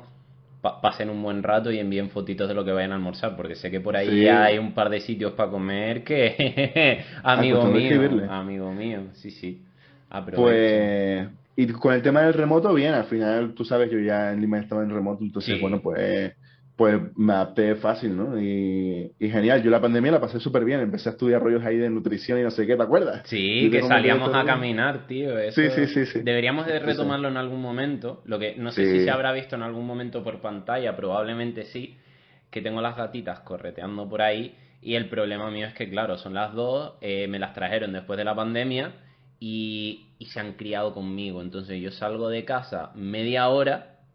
hora y cuando vuelvo a ver no me rompen nada, pero las pobres están así en la puerta esperándome como ¿a dónde te has ido, papi? Entonces Sí, me da un sí, montón de total. apuro, pero un montón. O sea, yo he dejado de salir un montón de todas esas caminatas que yo me pegaba, que domingo, primera hora de la mañana, me voy de aquí yo qué sé, a La Esperanza caminando y vuelvo, o me voy de aquí al Rayo, me tomo un café allí y vuelvo. Entonces eso lo he tenido que dejar porque me da mucha cosita que las pobres estén aquí. Ujú, Pero ujú, bueno, ujú. la vida de la paternidad, es Eres lo un que tiene. papagato ahora, Sí, tío, ya tienes responsabilidades. me están saliendo los bigotes y todo ya.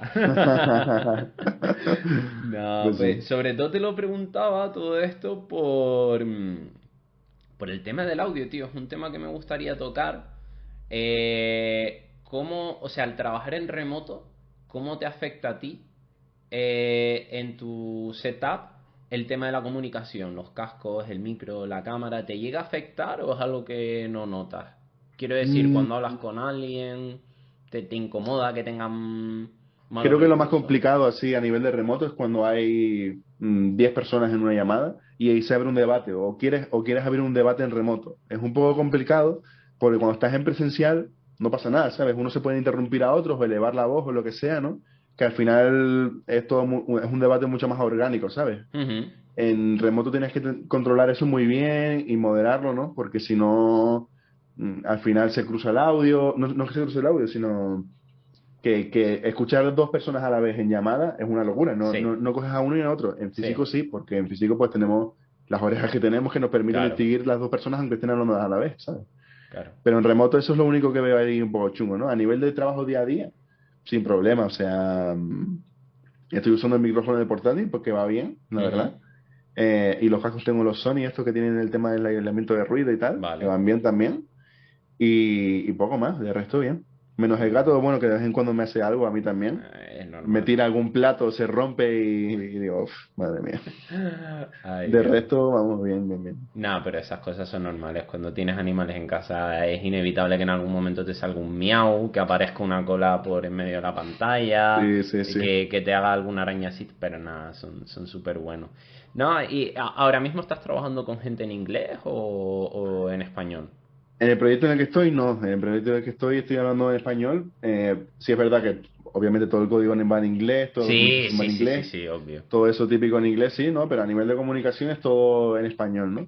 Vale. Si bien, sí es verdad que hay proyectos que son internacionales, que yo no estoy metido, ¿no? Pero sí hay que hablar en inglés ahí, ¿no? Hmm. De hecho, eso es una cosa que tenemos que exigir sí o sí cuando entra alguien en la empresa, ¿no? Que tenga un mínimo de inglés, porque es que te puede caer en un proyecto en el que tengas que hablar inglés u otro que no, ¿sabes? Claro.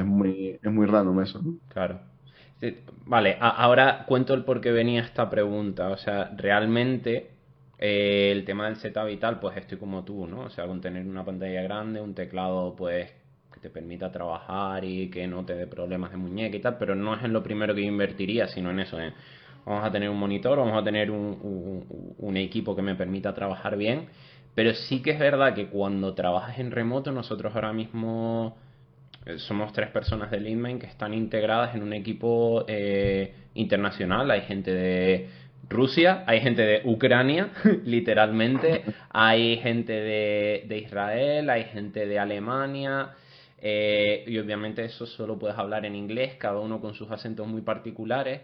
Entonces una de las cosas que hemos empezado a valorar muchísimo, pero muchísimo, Ujú. es el tema de los micros. Los cascos igual no tanto, pero los micros sí, porque cuando hablas hay reverberación, hay eco, cuando tienes videollamadas haciendo pairing con eso, es horrible. Y sobre todo, si ya son más de, como tú decías, cuando ya es una conversación más abierta con más personas, es imposible porque Ujú, ujú. se empiezan a solapar, ruido, no sé qué. Cuando es tu idioma nativo, mal que bien, pero cuando es un idioma que no es el tuyo nativo, es horrible. Y por eso el tema de Ujú. los cascos, al final, ¿te acuerdas que te pregunté que cuáles tenías y tal? Me acabé pillando estos, son los Logitech Lightspeed. No los que Ujú. teníamos antes, ¿te acuerdas que tenían un problema de fábrica Sí, del sí, botón? sí. A todo el mundo les ha pasado lo mismo con ese botón, si te sirve de algo. Pero estos Ojalá. me han salido buenísimos. Y es sobre todo A por el tema ver. de escuchar, de poder quitarme un poco ese tema del ruido y tal, porque si no es imposible. O sea, tú sabes que yo nunca he sido un pro del inglés, pero ahora mismo me pego 8 horas hablando en inglés al día. Ya, está bien. Y, y sin un buen equipo de audio es horrible. Sería Ujú, ujú, ujú. imposible. Imposible, imposible. Yo sobre todo, a nivel de escuchar, bueno, puedes tener unos cascos que sean más sofisticados, menos sofisticados, que más o menos lo vas a entender bien, pero sobre todo yo creo que lo que más es no solamente el micrófono, ¿no? Sino que se te escuche bien, ¿sabes? Porque hay gente que tiene el micrófono que te cagas, ¿cómo se llama? El Blue este fantástico, ¿no? Pero lo Sí, tienes al lado del teclado, ¿sabes? Y se escucha. Y es como, tío, vale, tienes un micrófono que es la hostia, pero no me lo pongas al lado del teclado. a ver, realmente, si, no sé si te has dado cuenta, pero yo en ningún momento he tocado el teclado. Ujú, ujú. Pues precisamente por Está bien. eso tengo que comprarme un bracito, lo que para el tema del micro, porque si no, bueno, de hecho cada vez que clicase se oiría en el micro, es un poco incómodo. Claro, Entonces es claro. lo único que... Y no solo eso, sino también, para mí es eso, ¿no? Que el tema del teclado o las vibraciones que pueda haber que afectan al micro Hmm, y también la reverberación, ¿sabes? Que estés sí. en una habitación ahí que no tiene ni un mueble y parece que estás dentro de una iglesia ahí súper incómodo de escuchar ahí, ¿sabes? Como al Pero principio, ¿no? bueno, total, total. Pues sí, es que en verdad, con que tengas una librería o eso, un sofá o cualquier cosa ahí que más o menos absorba el sonido, no hace falta que te pongas espumas ni nada de esto, ¿sabes? Nada. Con tener un par de cositas ahí y el micrófono que sea más o menos decente, ¿sabes? Tampoco hace falta uno súper sofisticado ahí de estudio ni nada, sino, yo qué sé, con 20 30 euros seguro te pillas un micro ahí que más o menos tira bien, ¿sabes? Los hay, que de hecho ya el otro día estuve mirando, bueno, estuve mirando, tuve la casualidad de que pasé por al campo y vi que ya tenían sus micros con sus filtros y todo y tal, y de precios 20 euros, y tú dices, a ver, pues realmente dependiendo de para lo que lo uses, pero para lo que lo usamos nosotros comúnmente, no digo para grabar el podcast, pero para un Sí, sí, uso común, sí para una se... videollamada que el Zoom te va a comprimir el audio y tal, igual no tiene ni sentido, ¿sabes? No, no, no, no, totalmente. O sea, incluso muchas veces con los mismos que te vienen en los cascos ya te Ujú. vale si funcionan bien, ¿sabes? La cosa siempre es esa, que tú no te escuchas a ti mismo, que es el gran problema. Nunca te escuchas a ti mismo y no sabes cómo, cómo lo van a sufrir los demás si no te lo dicen. A mí me ha pasado de que no me escucho a mí mismo y me pongo a hacer cosas y se escucha por el audio, o se escucha, ellos escuchan al gato, pero yo no lo oigo, ¿sabes? Exacto, Cosas así. exacto. Es maravilloso esos momentos donde dicen, estoy escuchando al gato y tú, ¿qué? ¿Cómo? Total, Ah, que estás total. aquí. Sí, sí, Qué sí. bueno. Bueno, pues para ya cerrar, quería hacerte dos preguntitas rápidas para quitar un poquito el freno y la seriedad al asunto. Entonces, A ver, a ver. tienen que ser respuestas rápidas, ¿vale? No te voy a hacer las dos preguntas de broncano porque estaría feo. O quizás no, quizás debería hacerla, pero no, no, No, no, no, es no, no, broma. no. Vale, entonces primera pregunta rápida. Angular React View. React, sin jQuery, duda. jQuery, ¿Eh? jQuery. No, jQuery no, o sea, pero vamos. Vale, vale, vale. Y después, esta va con trampa, ¿vale? Te lo advierto que va con trampa. Monolito microservicio.